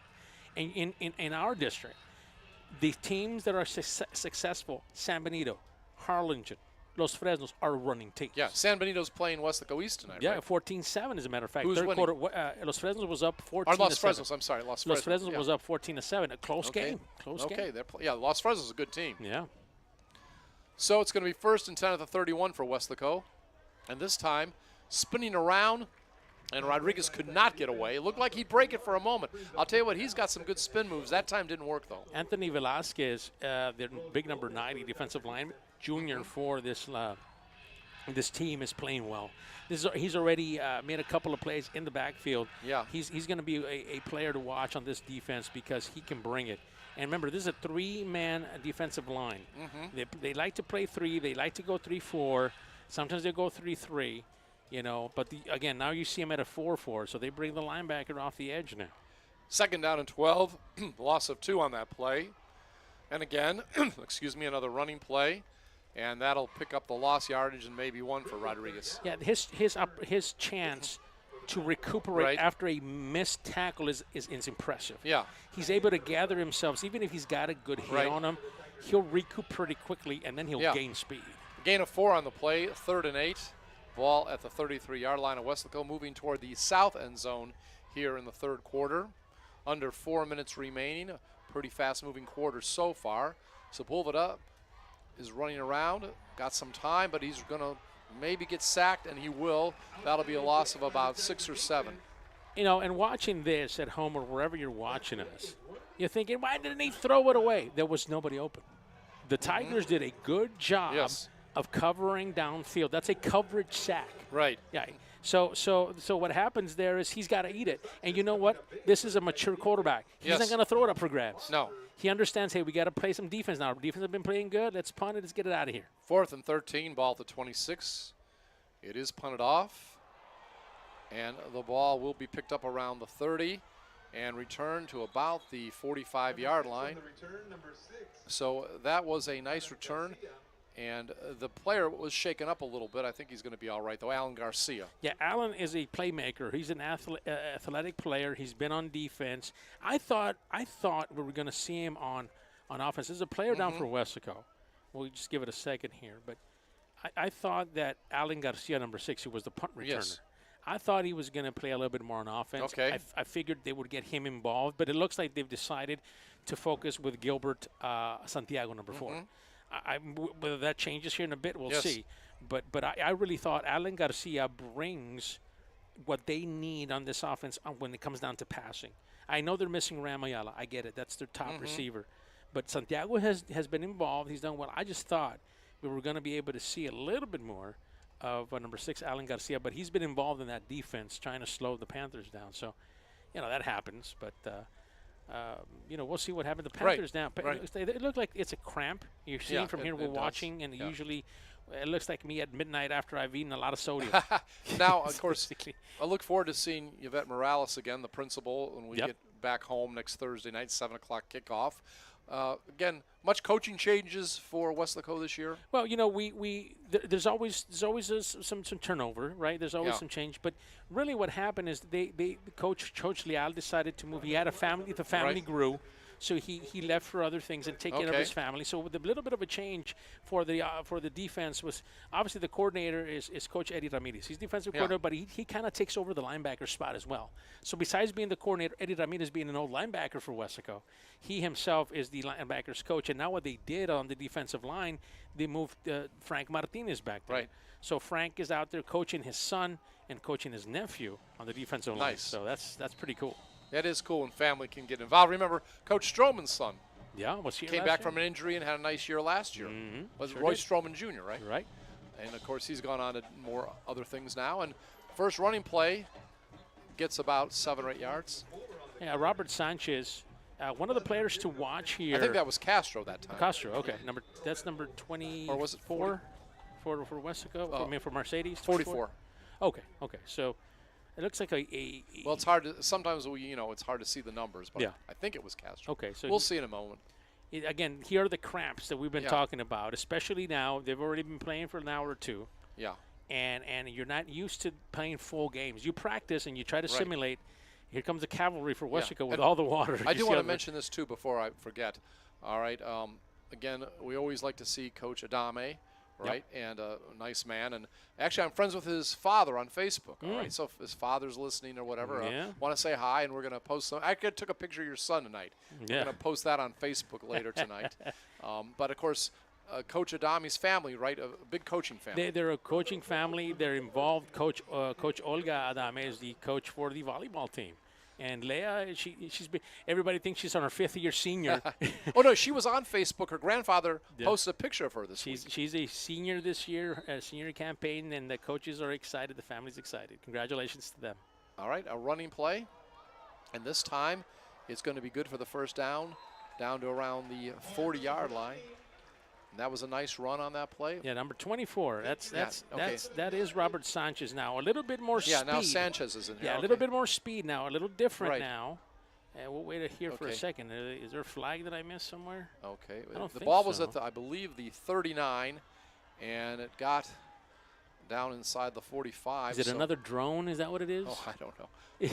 About 16 or 17 Is yards that if it what's- counts. Is that what's happening here? I'm Yeah. trying to find out what it is. I don't think so. Would the main story, if this stays a defensive battle, besides the fact that the second half was a defensive battle, will the main story be the drone appearance? Yeah, the drone, kind of like the black cat at that Giant Yeah. Stadium. Remember that? Yeah, I do remember that. That'll forever be etched in stone in history here at Tiger Stadium. There's a timeout. Now, you knew this was going to be a little Yeah. slower second half Sure. maybe because of the cramps. Sure. We were hoping that they could just run the ball, at least as far as Weslaco goes, and take time off and let's all go home. But again, That carry was number 24. And again, we've got a timeout. Now, earlier, just so everybody that's just joining Yeah. us, or you're wondering, what are they talking about? The game was stopped briefly because there was a drone inside the stadium. right. I don't know how they got rid of it. I don't know how you get rid of a drone. What do? Throw things at it? I mean, where's it coming from? Who's you can drive it from anywhere, right? You can ride it or control it from anywhere. But I don't think that's the case. It was just, I think they're being very cautious right now and taking a lot of these hydration timeouts we talked about, which is a good Yeah, idea. that's smart. No one's Yeah, because you're arguing starting that. to get some cramps on both sides now. All right, 1st and 10, ball at the 39-yard line. Of course, big thing for the Mercedes. Obviously, they're still in it. It's only 14-0, but regardless, they do want to get some points on the board. Sure. And again, a running play this time. Quarterback keeper are going to get not much at all, maybe about a yard or two. Again, it was Veriel. They'll say no gain. I think, Coach, if we go back and Coach, let's talk about Coach Stroman first, going back and, okay, building from here, Yeah. let's get better. I think Coach is going to very, very, very quickly going to say a couple of things. I think he says there was too many drop passes. I think that was an issue tonight. They could have been extended the drive. I think that's one of the things he's going to focus on.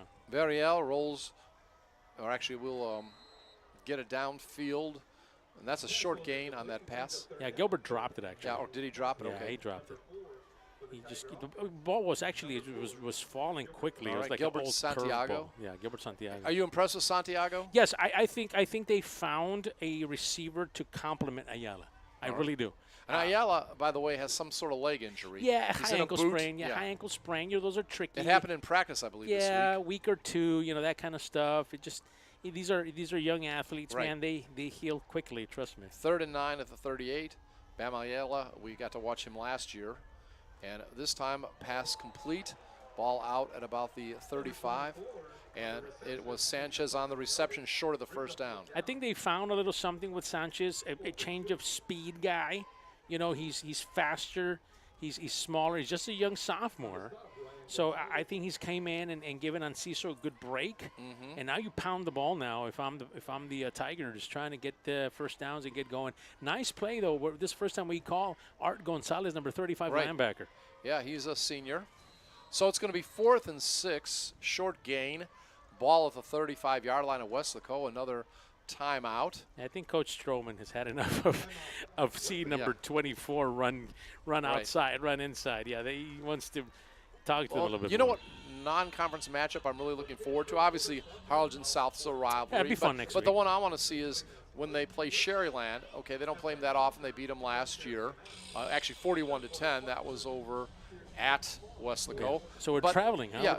Yeah, and I've been in that stadium. I've never seen Sherryland play at that stadium. I've seen Oh. Pioneer Yeah. played at their sister school. Right. But the reason I want to see this is even though it's a non-district game, the Panthers are tied for 9th with Sherryland in the RGVsports.com top 10 poll, preseason poll. How you like that? That's going to be fun. Yeah, and- we'll get to see the coaches. Coach Adame, by the way, the brother. Yeah. Okay. The coach for Coach Adame here is over. He's one of the athletic directors. You're saying Coach Adame's brother is Coach Adame's brother. is in administration in He's Sherryland? in administration in Sherryland, right? We'll get to see him. He's a good friend. He's the show. He listens to us. He's had us when we had him last year. Hello, Mr. Yeah. Adame. Yeah, he's always watching, unless he's watching Sherryland, which is totally acceptable, That's which is okay. acceptable. All right. Variel has the ball. Sebastian's going to run, and he is going to be maybe a little short of the first down. Had to get 6. Looks like from here he got 5, but you'll have to see where they mark it. Yeah, that's going to come back. All right. You got a couple of things going. You had a hold, and then you also had an offensive lineman down the field. So All right. I don't know which one they're going to call. I saw both, and unfortunately, it's against my type of guy trying to block, but okay. Yeah, it's the hold. I'll tell you, it is warm tonight, but I will take this night over that last game that we ended last year at Buccaneers Stadium. gosh. Remember, we had heaters. Thank God our staff at KWES brought heaters in the press box. I've never desired for fire in my life so much. And it's a beautiful stadium, Buccaneers Stadium. Yeah, It's a it big is. place, but it was so cold. And I anybody that's listening that went to that game, Yeah. I mean, you deserve a medal for your bravery of sitting outside. Or something. Yeah, it was so cold and chilly. It was that wet cold. It's, All right, yeah, you know what I'm talking about. oh man, All I still have the clothes. Are they dry yet? Not yet. 4th down and 16, approaching a minute left, and here comes the punt.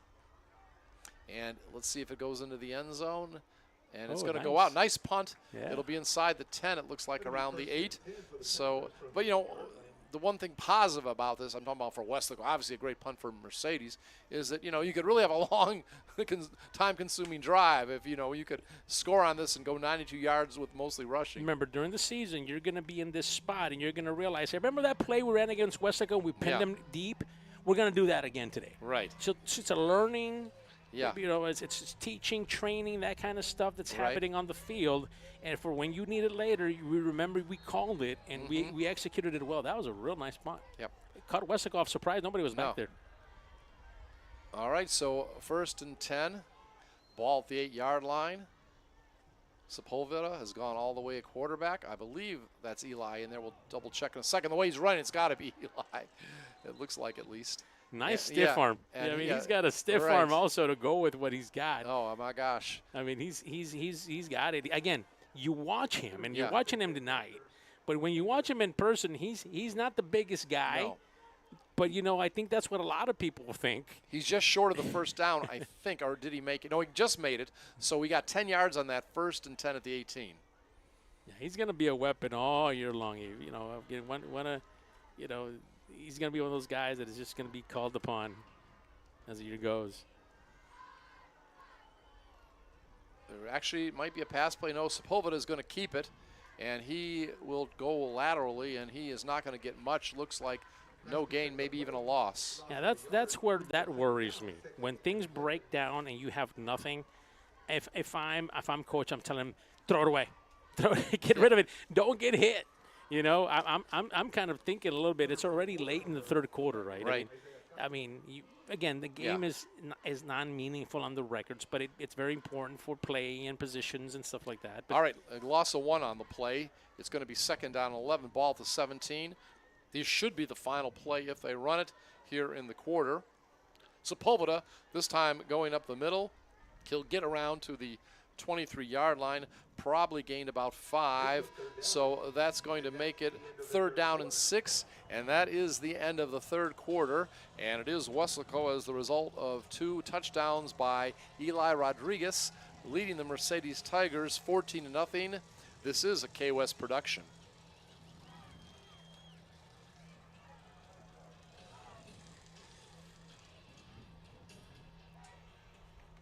All right, we're heading to the fourth quarter, and what did you think about that last quarter? Besides, don't say the word drone, okay? I'm taking a hydration timeout right now. Are you? Are you taking a hydration timeout? All right. Well, you know, we've got to join them. Every time they take one, we've got to take one to avoid the cramps, you know? But you know what? Hey, this is what we expected. Yes. Now, yeah, Mercedes hasn't put up any points, but I think if you ask Coach, there's some very valuable things that they're learning. Hey, we're learning to see what we've got, especially on the offense. Hey, Robert Sanchez can run. Robert Sanchez can do it. Hey, we've found our number 2 receiver. Gilbert Santiago can catch and go. Right. These are positive things for Mercedes. Okay. Third and 7. Ball is passed, and it's going to be a first down. So Weslaco gets a first down after the pass play on the far side of the field, gains about 8. Right. And he makes it. And that was actually Rodriguez on the catch. Yeah, Rodriguez on the catch. That's where I think he is at his most dangerous because he's out. It's a flare pass out.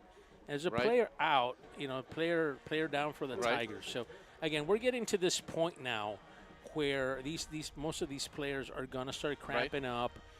There's just, I know they've been playing already for some time, and you've got to get some water in them. Yeah. I mean, you have to. Right. I do need to mention this. I forgot. It's a stat I had earlier. Enciso, you know, Ethan Enciso, the running back, I didn't realize how good of a year he had last year. Yeah. He had 751 rushing yards and 10 touchdowns. Yeah. So we want to recognize productive player. Yeah, productive player on how well he did last season. What do you think of the Panthers' schedule? You know, the good thing is, and I say good thing because I know they might not necessarily win every game in non-district, and as a fan, you say, well, I hope they don't. Yeah. Well, I mean, I get it. You want them to struggle because you want them to get better. People think that, hey, if you struggle, you're better. I just want them to put up a good game and learn from it, right? I mean, you're facing some good competition. Next week, Harlingen South is going to give them a real good test. Harlingen South had a lot of players last year who were young but are experienced young this year. And so they're going to give them a good game. You know, Coach Gonzalez does a good job over there. Right. And then you've got Coach Guzman, over at Edinburgh. Yep. And they looked good last night. I mean, they lost, I get it, but Santa Maria, and they've got Serna back there. They got playmakers. They got some speed. Their defense, is working, but Coach Guzman is going to get that working. And then, of course, Sherryland, hey, Coach Krell and the rest of that quarterback is back. He's going to give him a good shot. So I think those games, and then we end with Laredo. Remember, Laredo comes over. Laredo South comes over. So that's a good schedule. I really do think it's be productive for them if they want to. By the way, the New York Yankees actually won tonight over the Tampa Bay Rays 6-2, but the Astros lost to the Tigers on the road 4-1. All right, big pass play. Yeah, big catch. Yeah, big catch. So the ball was at the 29. It's hauled in. Let's see, around the 40. That's Jaden Garcia, number 1. Yeah. So that was a nice catch, and that's about, over a 30-yard reception. Yeah. Oh, a little behind there. Yeah. Ball thrown just a little behind the Jaden receiver. Was the guy I was talking to. I forgot his name before the game. Right. I've heard maybe some good things about him. Jaden Garcia played defense last year. He was a corner last year, and Coach said it went up to him and they wanted to try him out. He's got speed. Yeah. He's got good hands, and they felt that with the corners they have now with Noah and Devin and everybody back there, they have experience. I think you could really help us on the offensive side. Coach mentioned you just saw it. He's got big play capability, and so he's going to be a good one. I think Jaden Garcia is came over from the defense to the offense. It's going to take a little time for him to kind of know where he belongs, where he has to be, and by that I mean where he stands, where he goes, where he well, I want to jump in and actually say something that just I realized. We talked to Coach, and they lost maybe 5 or 6 guys as far as receivers, offensive weapons, or whatever you want to call them. But you just brought up a point that made me think. Even though they might be inexperienced on offense, a couple of the guys now on offense play defense. Yes. I'm talking about receivers. Yes. So they're not really that unfamiliar. Right. Because they played against these guys in practice all the time. You know what I'm trying to say. Yeah. They have got some good. Now, we see a player being helped off right now for Mercedes. Yeah, these cramps are starting to get everybody now. Yeah. And again, we expected this. That's number 8. Is that number 8? Or is that Allen? It looks like Allen Garcia. Yeah, I think he's been shaken up a couple times in the second half. Yeah, and he's a good player. He's an athlete on this team. He's going to be a good one for him. Right. So that last play was about 30 yards. We're talking about the big pass play. It's going to be now, though, after a penalty, 1st and 15 at the 46. And now we have another whistle. Yeah, that's a false start. And that's one thing Coach is not going to be happy about. Things being sloppy in the 4th quarter. No, back-to-back penalties. No, you're never happy with that. No. I mean, you're never satisfied. You're never happy with it.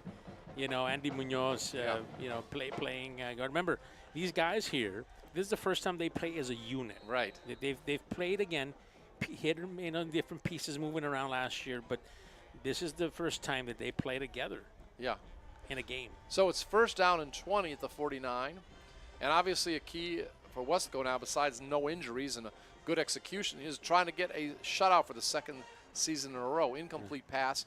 And on the later side, we talked to Coach Stroman before the game, and I said, I'd love to do a game sometime, broadcast one from Mission, because that's, the hometown of Tom Landry from his stadium.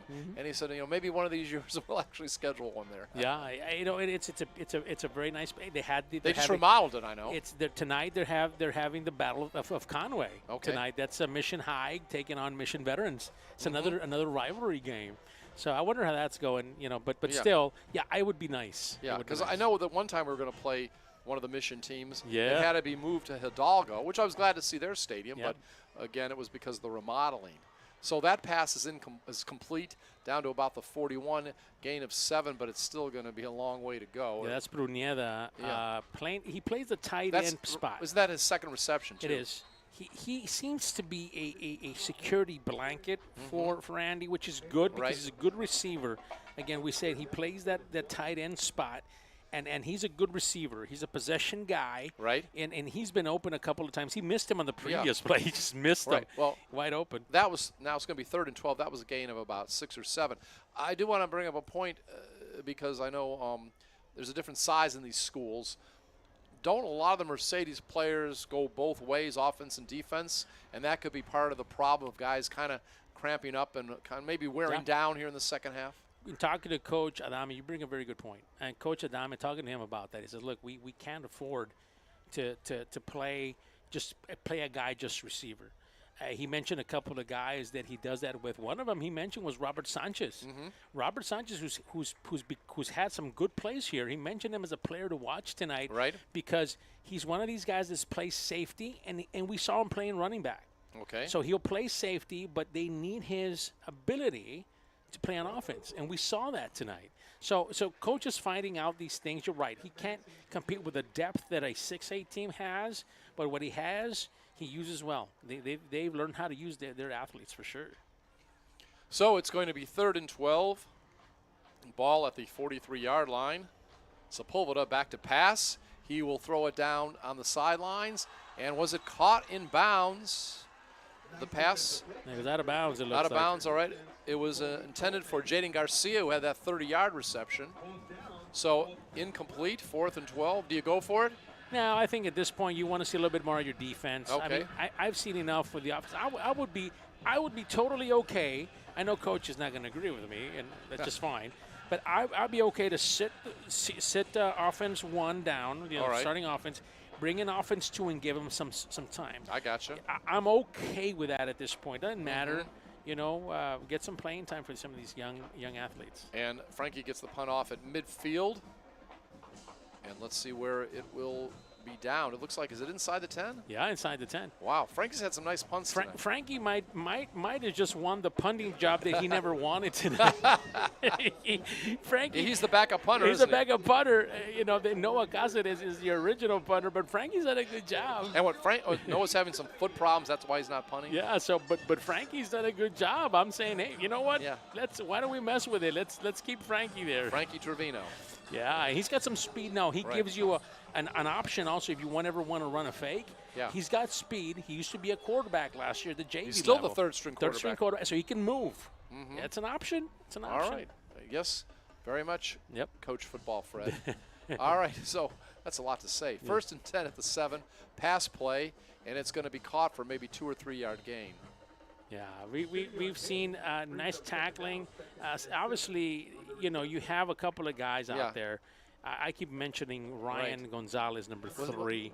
That was Dago Bravo, by the way. Yeah, he's sophomore. He's a good one. He's got some talent on him. Yeah. And Second down and 7. And this time it's another pass to the far side, and that pass is incomplete. Third down. Yeah, they have a lot. And this is one of the things that I'll mention this. Besides having depth on this defensive line, they have depth also at corner. Safety is. That's why they were able to make that move with Jaden Garcia. Right. Jaden was a starting corner, and he would start in certain games, but his athletic ability, they moved him to offense, and he's been targeted out here a couple of times already, and he looks good too. So we'll see if they kind of keep using him. Is Villarreal still a quarterback? Villarreal still the quarterback there. All right. So it's going to be 3rd and 7. Sebastian will see if he passes. Probably will, and he does. And that pass is incomplete. Had a receiver open in the middle of the field around the 40, but couldn't quite complete it. Diego Reyes, another new name to announce. They're playing linebacker. Going to give him credit. Right. Also, number 31 into the game. He just joined a little while ago. Devin Esteban is the young junior playing as well. So, Coach is rolling some of the guys here. Right. I believe that was Baltazar Fuentes, the intended receiver. So the punt will come from the end zone this time.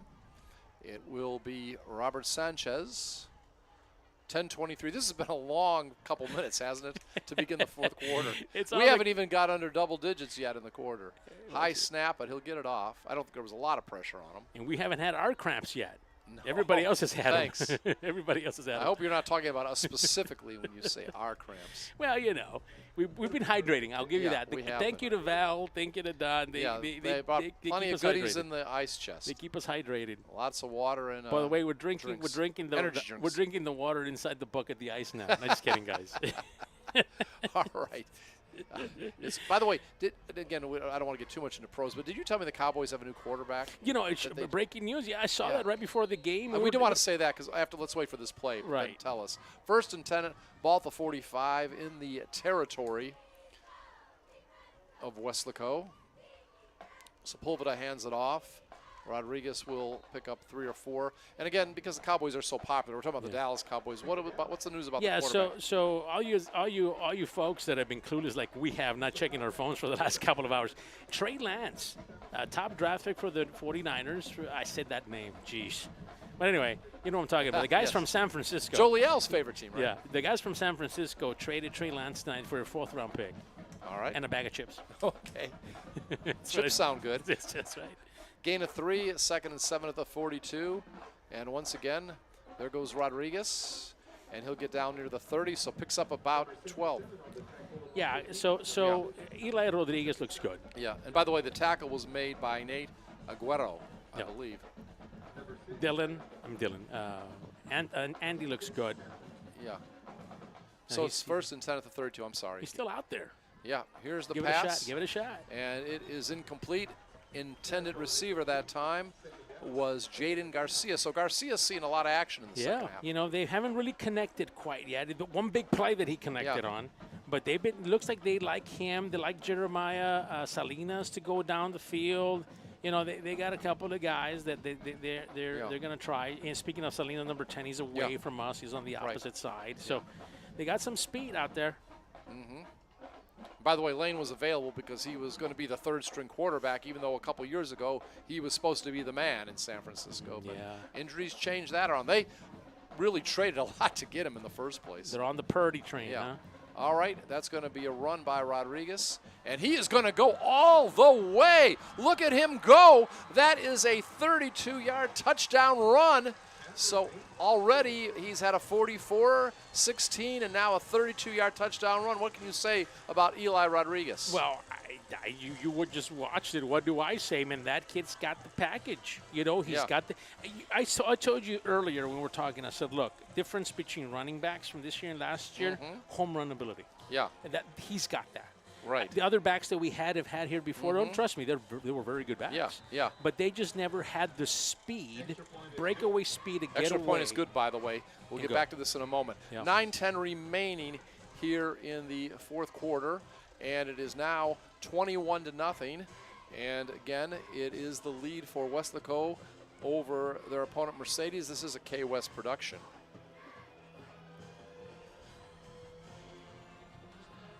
So a touchdown again. How long was that again? I'm just. Well, I didn't get a chance to. I was trying to make sure I had it right. Let me see if I've got anything on here. No, not yet. All right. We'll wait for the official. Yeah. I want to make sure I had it right. So it was 4 plays, 55 yards. That's the whole series there. Right. And not sure exactly what the. We'll wait here for a second. You guys get official word. Yeah. Unofficially, Eli 176 yards rushing. Okay.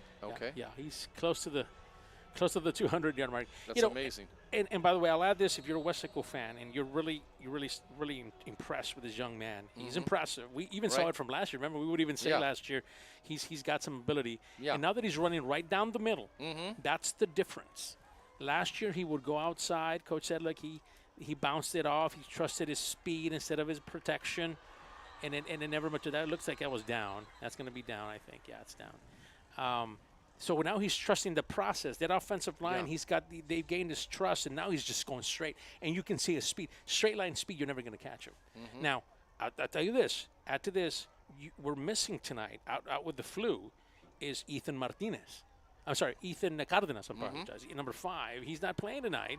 He's usually a backup running back. Right, and he might be seeing some action next had he week. not been out. Yeah, or, I mean, tonight. So you know, it's just a cold flu that he's dealing with, and so he'll be better. But we missed him tonight. It would have been great to see him, to see how they complemented each other. But we saw a little bit of Freddy Reza, who also looked pretty good here tonight.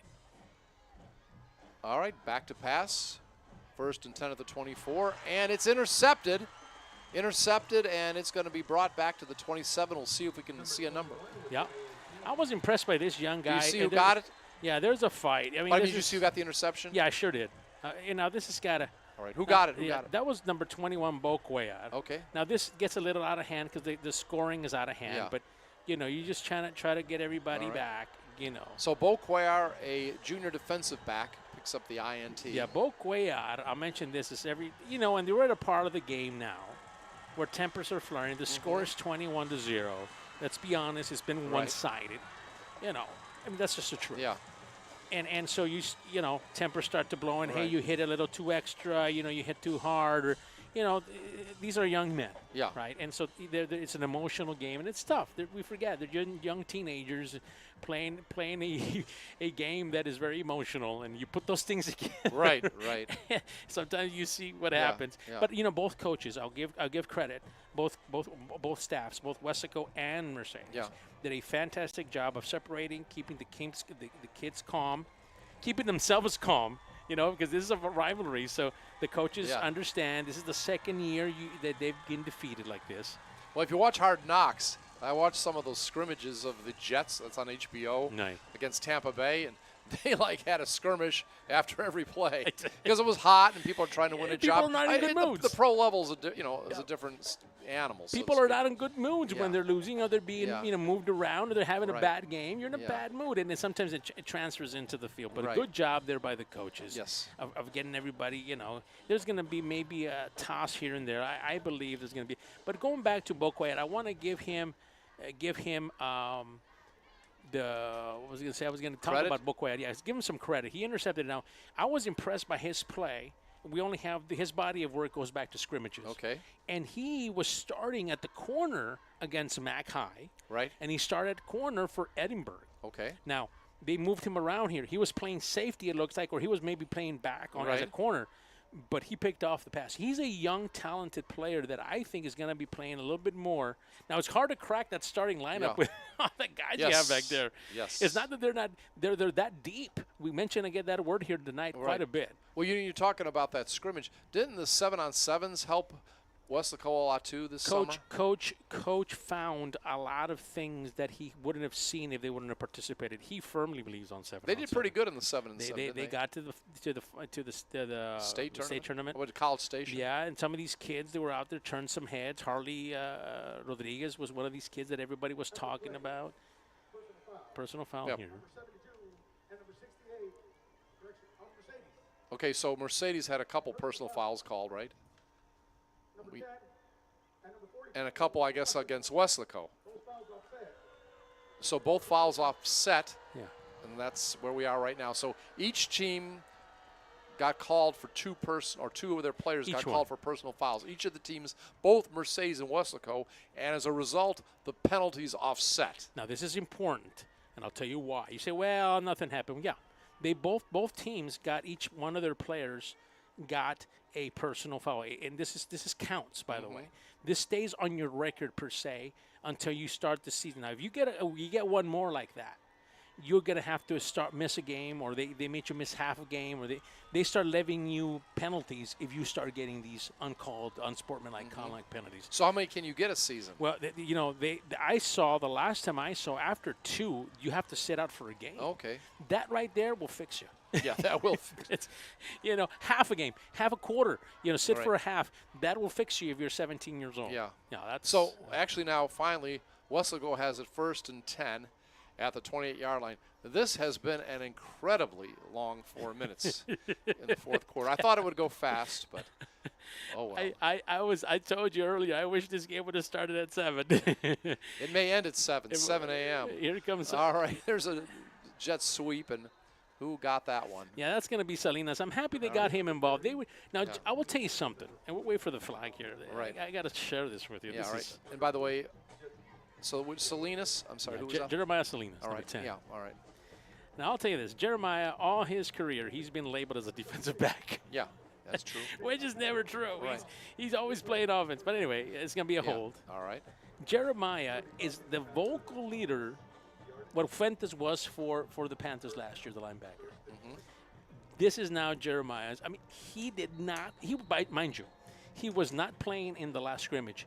And all you could hear was Jeremiah screaming from the Good, sidelines. good. He's their vocal leader. And coach says, I need to put him on the field. If not, he's going to get in trouble on the sideline.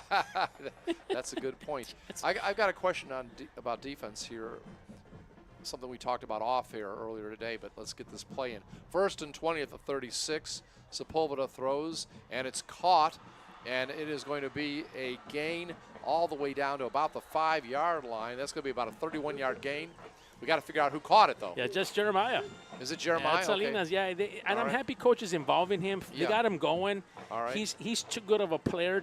They gave him Yeah. a toss earlier. Yeah. And he caught another play. Now he's on the opposite side. Yeah, you got to feed him. You got to get him be part of this All right. offense. So that was a big gain. And now we have a running play. I believe it's Rodriguez. Yep. And he gained a couple. So that pass play, I think, went from, about the 36 to the 6, something Yeah. like that. About 25 or 30 yards. Right. And, again, we now have it inside the 5-yard line. It's 2nd down and goal to go after that gain of 2 from the 4-yard line. Clock finally moving. Yeah. It's under 8 minutes. Can we have like a 7-minute drive inside the 5? Somebody put it together. Yeah. Yeah. All right. So let's see if Rodriguez is going to get his 4th touchdown of the game. He has it, and he is going to run for the corner, and he is going to get in, and that is a 4-yard run, and that makes it number 4 touchdown rise for Eli Rodriguez. And now it is 27-0. The Panthers go up 7:42. This has been the Eli Rodriguez show when it comes to finding pay dirt in the end zone. Breakout party Yeah. with all the party favors. Man, yeah. He's going to be a favorite Yeah. of many Panthers fans right now. Mm-hmm. And again, the extra point attempt coming up. And it is missed that time. The bad snap, I believe. Yeah, that was just a bad snap. Julian Betancourt, who's been having a pretty good night kicking. I think so. Yeah, but that one was not his fault. No. And so it's 27-0, 7:42 remaining in the fourth quarter as Eli Rodriguez gets his fourth touchdown. This is a KWES production. Now, Football Fred, the thing I wanted to ask you, we got a moment here. You were talking about maybe one of the weaker parts of the defense when we talked on the phone today was the linebacking core. Yep. And I need your evaluation of what you've seen so far. A couple of things. We had one of their players, Joseph Bando, by the way, who's is a really good player. He's got a high ankle sprain. We didn't see him on the field tonight. I think he's a difference maker. He was part of that Little League championship team. Yeah, he's a difference maker. He wasn't out there, and he'll play that hybrid slash linebacker spot. So you got him. Josh Rivera has been all over the field tonight. And then you have number 14, Matt Gomez, who has looked good. He's the brother, right? He's the brother of Cesar Gomez. We remind everybody that that's who he was. These three guys, I think, when together, you'll have yourself a really good outfit. I mean, you really do. But tonight, I would say they did a good job. They flew around. They made some plays. You know, they weren't tested as much on the passing game, but they were there for run support. So that they're going to be called upon that to do that. Somebody's got to go get that. That's a live ball. Weslaco's going to have a shot at it. Is Weslaco going to get it? Then somebody's got to up at the 6. Now we've got a real bad field position for Mercedes, too. They're inside their 10. Yeah. I thought Weslaco had a chance at it because the Tiger offensive player or returner had to backtrack. Yeah. You know, but anyway, so that's interesting to see. So just so you know, it looks like Mike Gonzalez is on the sideline for us. Yes, we appreciate his work tonight. 182 yards unofficially. All right. That was a 3-play, 28-yard run, plays that happened to set up the touchdown. So that's just a little bit of FYI for everybody, keeping track of how many yards he's got. And this time it's going to be a handoff, and it's going to be a sweep that'll get out near the 10-yard line. Gain of about 2 on that play. Yeah. Trying to see who had it. I believe it was a Cortez. Yeah, there was a couple of guys coming. Yeah. Now, this was a bad angle, and he had a bad it looks like a cramp to me. All right. But at least I hope so. Yeah. He fell, and he just straightened his leg, and he just fell awkwardly. And, you know, and sometimes you make a sudden move and you get a cramp. That's exactly what I saw with this young player. Right. Hopefully he's all right. Again, you got to get some fluids in him. This has been you mentioned a long few minutes. You know, a lot of these minutes in football, you say, well, wait a minute, it's only 6 minutes, the 5 minutes left. The problem is, and this is the issue, it takes double that always. You always double that time because there's more action and stoppage and things like that that happen. I do want to say something really positive here about Mercedes. Just a couple years ago when they were in 16-5A Division II, they had a 9-2 record, okay? And they were 7-1 in district. They lost in the first round of the playoffs. And, again, that was pretty impressive. Last year they did go to the playoffs, not as good a record, but they beat Pioneer 37-27, but then lost to Liberty Hill 63-14. So this team definitely, you know, is very, very good about making the playoffs. Coach Adami's had him in the playoffs. He's been there, about 10 years? He's had him in the playoffs every year. He makes reservations every single year. Yeah. That's impressive. Yeah. That is a I think they've been in the playoffs since 2005, maybe. Don't quote me on that. I mean, this just tells you how the program has been. Coach Adami has done a fantastic job along with his staff to prepare these young men. You know, remember they don't have a lot of numbers. Yeah. You know, being a smaller 5A division school, they play with what they have, and they've been very successful. You know, that's impressive. Well, the band that we hear down there from Mercedes, they're still keeping it going. By the way, we appreciate the efforts of both bands and the dancers and everything at halftime. Both schools did great shows. It's a lot of work for these people. Another running play. Not going to get much. Darren Hanks, being Hanks, still in the middle. Yeah. Still playing. You know, these guys don't want to get off. Diego, number 92 again. Yep, I believe that was Sanchez running. Hernandez was in there as well. You know, you have Rodriguez. I'm sorry, Miguel Rodriguez. He's playing defensive end now. Remember, 92 has been inside, he's been outside, and now he's outside. And that's the thing about it. You have somebody like Pablo Cadena who's not playing tonight. Right. 2nd down and 8. I believe it is Cortez at quarterback. Yep. We're approaching, believe it or not, the midway point of the 4th quarter. Yeah, we kind of expected this. trips on the left side. Cortez has it, and he is going to be, well, he's going to try to get a little open room. Gets about to the 11, but only gets a couple, so it's going to be 4th down and about 6. So expect a punt. I'm impressed with the pursuit that the defense, I know they were good players, and I knew they were going to come up and do their thing, but they have a couple of guys that have shown well up tonight. I mentioned number 92 already. Miguel Rodriguez, another tackle for him. And then you have a couple of other guys that were there. Another one that I have to mention is Damien Castillo, big number 98. He has been very active here this evening. And we just mentioned Hanks. You know, he's been active. Those 3 guys right there have been wrecked. Have wrecked this running game. You know, and so that helps that linebacker unit get better because they got to catch up and get the experience. You stuff the run a little, it makes the linebacker's job a lot easier. You know, so that's a good thing. I think that they're ahead of the game when it comes down to that. But then you're going to face another team like, for example, let's talk a little bit about it. Harlingen South. Okay. Next week, you're going to see a team with a little bit more experience. You're going to see some playmakers on offense that maybe tonight were not present. And remember, Mercedes. I don't know what's going to happen tonight in the Bird Bowl, but remember, they upset Harlingen last year in the Bird Bowl, right? Right. So they have a lot of talent coming back. Coach Gonzalez, Izzy does a good job over there. You know, they're active. Where they might miss some players, they lost all their linebackers and defensive side of the ball.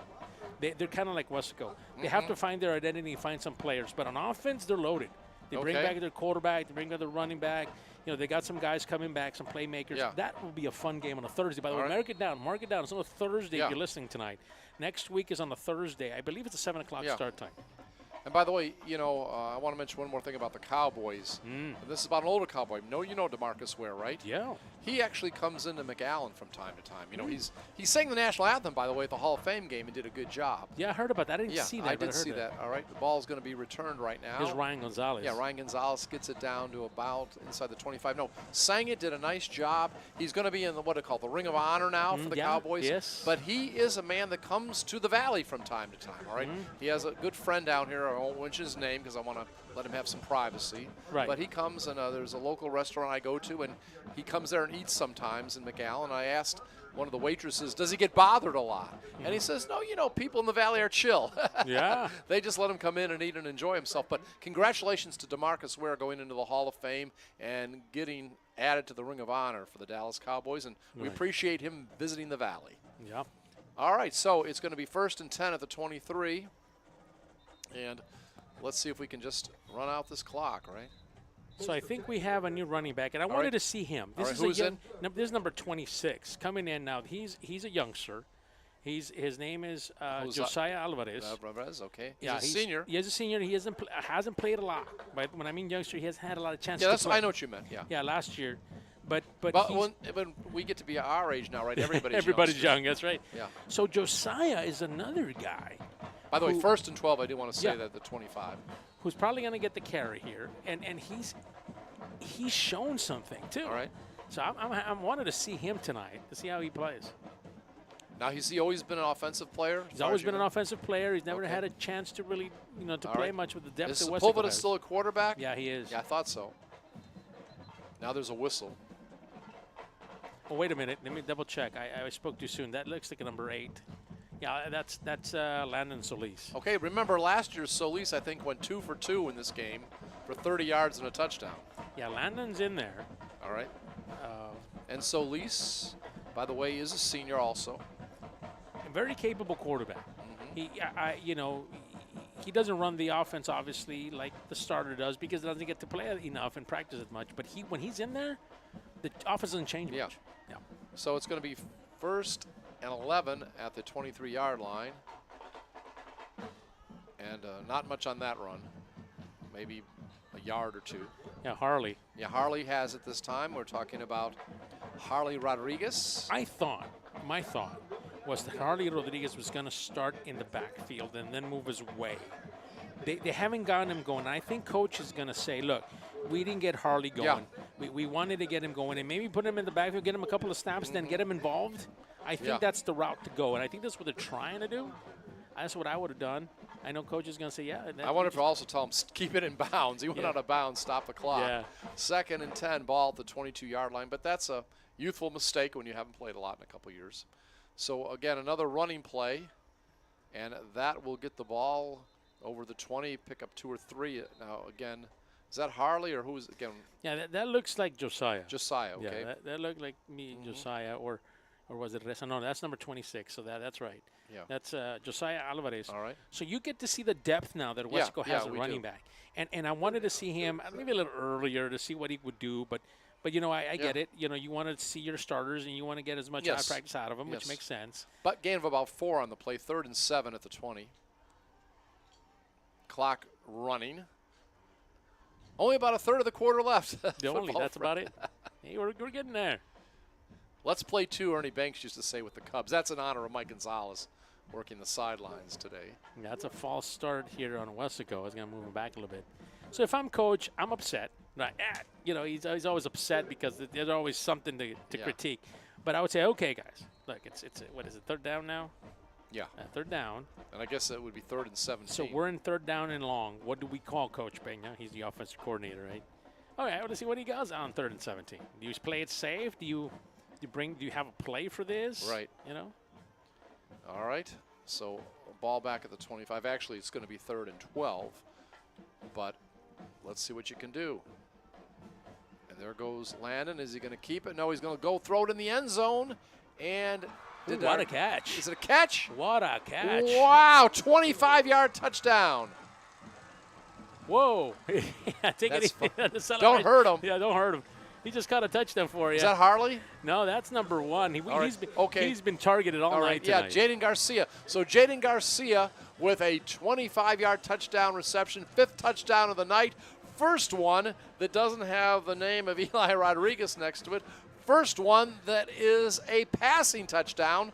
Remember, Landon did it last year, okay? Yeah. And there's the kick. It's up, and it's good. Is that Landon's first pass of the night? Landon's first pass of the night. So he's now in the opening games 3 for 3 with 2 touchdowns. You got to tell Coach, that's it, Coach, sit me down. Yeah. That's right. I want to keep my average. Right, right. Yeah, nice. He showed his maturity as he could have took it off. Yeah. And he would have done well. He would have gained the first down. By the way, the extra point was good. 35-0, 3:32 remaining in this game. This is a KWES production. All right, football, Fred. Yep. You said again. Yeah, about the coach. on the previous play, this is tells you the experience that Solis has. He's Yeah. not the starting quarterback, Right. but I feel really good about it now because the fact is that he could have taken off and he would have picked up a first down. Right. But he saw him and he stopped before he crossed the line of scrimmage. You saw him stopping and direct Jalen, right? Or Jaden, go this way, I'll get you. And he got it and he throw it out there. And a nice catch by Garcia there. Man, he's been targeted here tonight. He just hasn't been able to get connected with it except for that play. Yeah. That's exciting. We're starting to find out now what do we have at wide receiver. That was a big question. Yeah. Who's going to replace this guy, that guy, this guy? We had 4 or 5 receivers that were seniors last year. So now you got to start to see who these guys are. Return. Down around the 27-yard line, 1st and 10 for Mercedes. I would say, and kind of continuing the thought, if I was to say right now, who are your receivers for tomorrow, for next week, right? Okay, so I think it's pretty safe to say that Frankie Trevino is your wide receiver 1. I'm comfortable saying that Jaden Garcia is probably wide receiver number 2. And I'm just giving him in numbers. Wide receiver number 3 would probably be Jeremiah Salinas. So you got 3 receivers. You pick the order, doesn't matter. Yeah. But those are 3 receivers, right? Those are 3 guys already that have looked well when given Yes. a chance. I think Jeremiah, you got to get him started with a toss or Okay. something, and then he gets involved. What about your tight end? Yeah, Bruneda's another one. I was about to say Bruneda has been stable here this evening. He's been able to A couple now- catches. Yeah, and now we haven't really seen once again we haven't seen Ethan. We're missing him, Ethan Cardenas. Right. He's not playing tonight. All right, by the way, I think a penalty, right? A Yeah. ball back at the 16-yard line, 1st and 10, 3:26 remaining, 34-0 is the lead. Another run. Is that Sanchez out there? Yeah, it looks like Sanchez. Yeah, got a couple yards. He's one of the guys that coach. Well, no, they changed it on us. That's 44. This Isaiah Costa. Yeah, yeah. I got the okay. 4 right, and I thought it was. Yeah, It's well, 44. Again, we get to this part of the game. There's a lot of change. It takes a moment to catch up. So it's Isaiah Castro, a junior, in there now, and he got 2 second down and 8, under 3 minutes remaining. Great crowd here tonight. Yeah, for Weslaco. That's just impressive for a non-district game. You know, it's, but it is a rivalry game. So.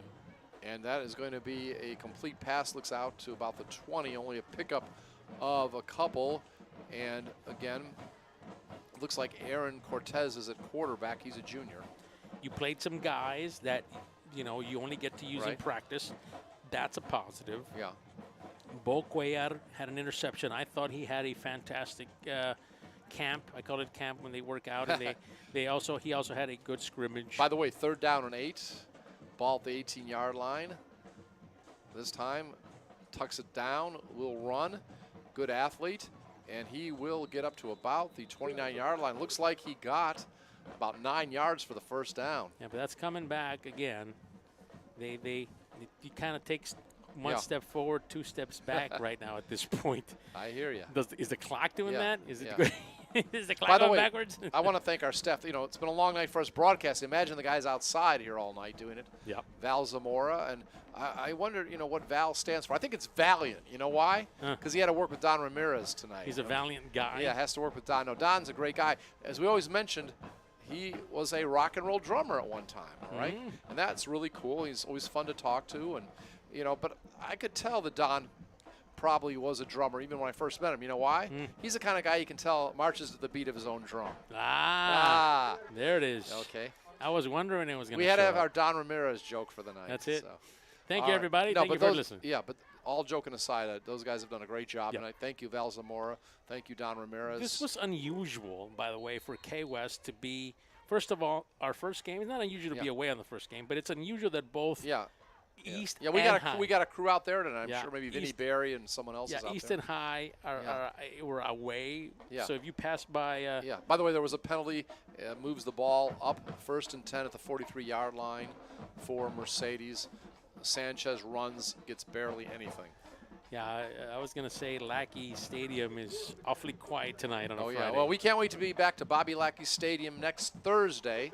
7 o'clock for the Weslaco Panthers. Thursday night game. Again, it's a 7 o'clock kickoff. We'll be there live on YouTube via KWES, and we'll have the full crew out there that night. That's funny. No games tonight. Next week they have a Thursday and Friday game. And by the way, it's great that Mike Gonzalez is here tonight helping us out with some of the stats. Our boss, Carlos Robledo, is here tonight. Good to see him again. And that's a running play that goes from the 44 to about the 45 in the territory of Weslaco. And that is going to be number 44, Isaiah Castro.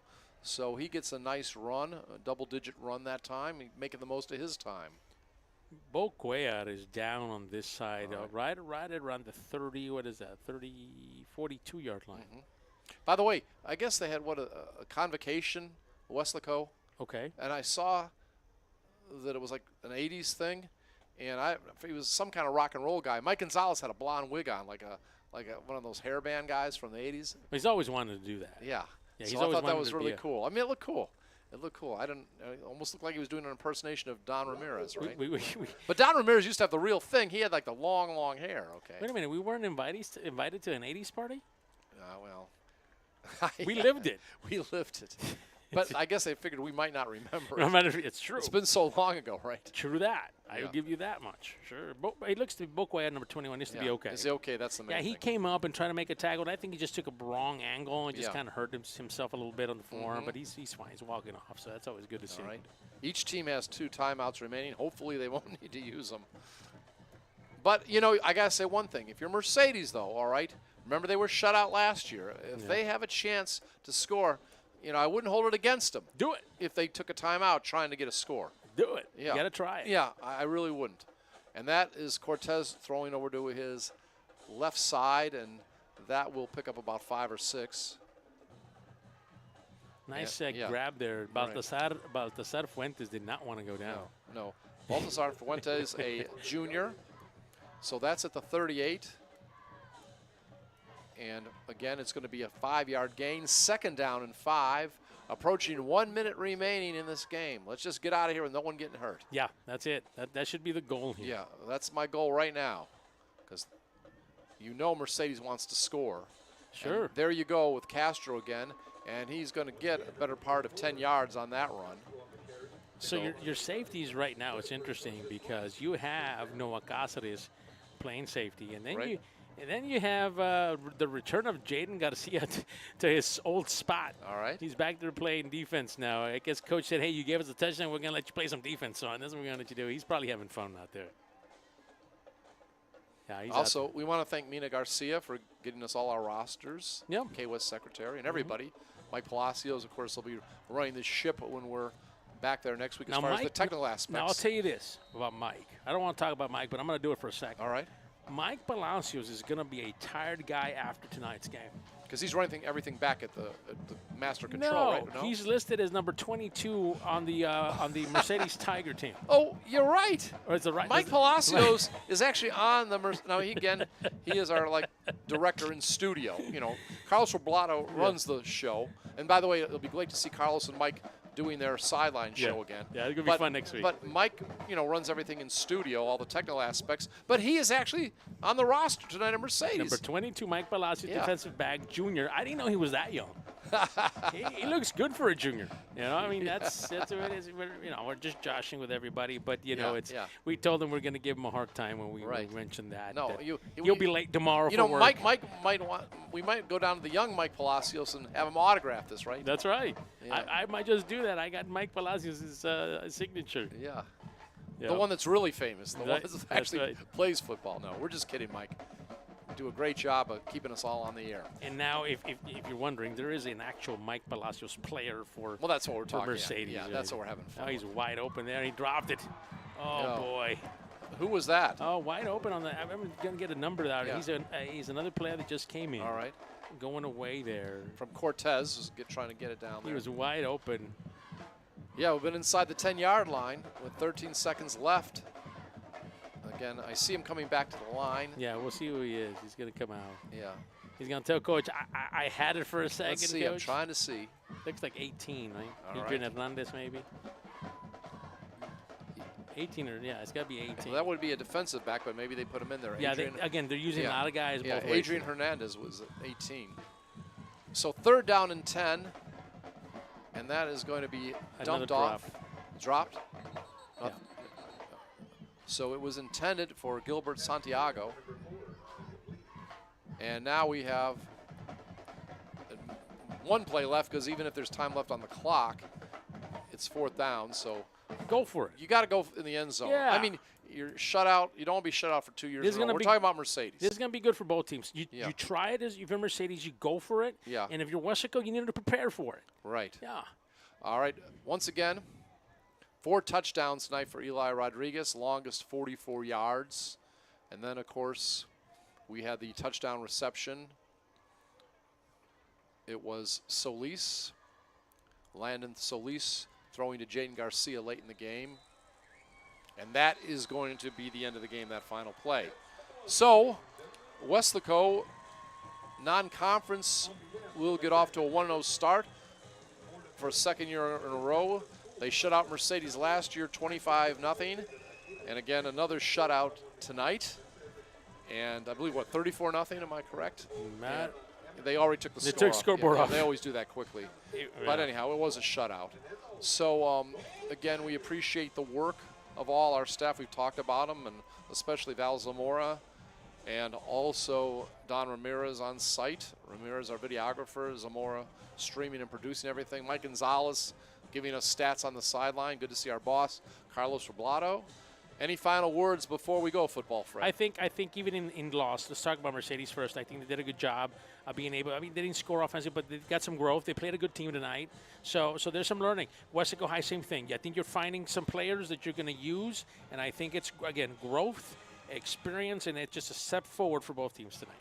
All right, that does it from Mercedes, Texas. We will be on the air 7 o'clock next Thursday night. on YouTube Live, a KWES production. It'll be Harlingen South against Weslaco, another non-conference game. 32-5A against 32-6A. So for Football Fred in the booth, I'm Scott Harrison. Have a great and safe weekend, and we'll talk to you next Thursday. Good night, everybody.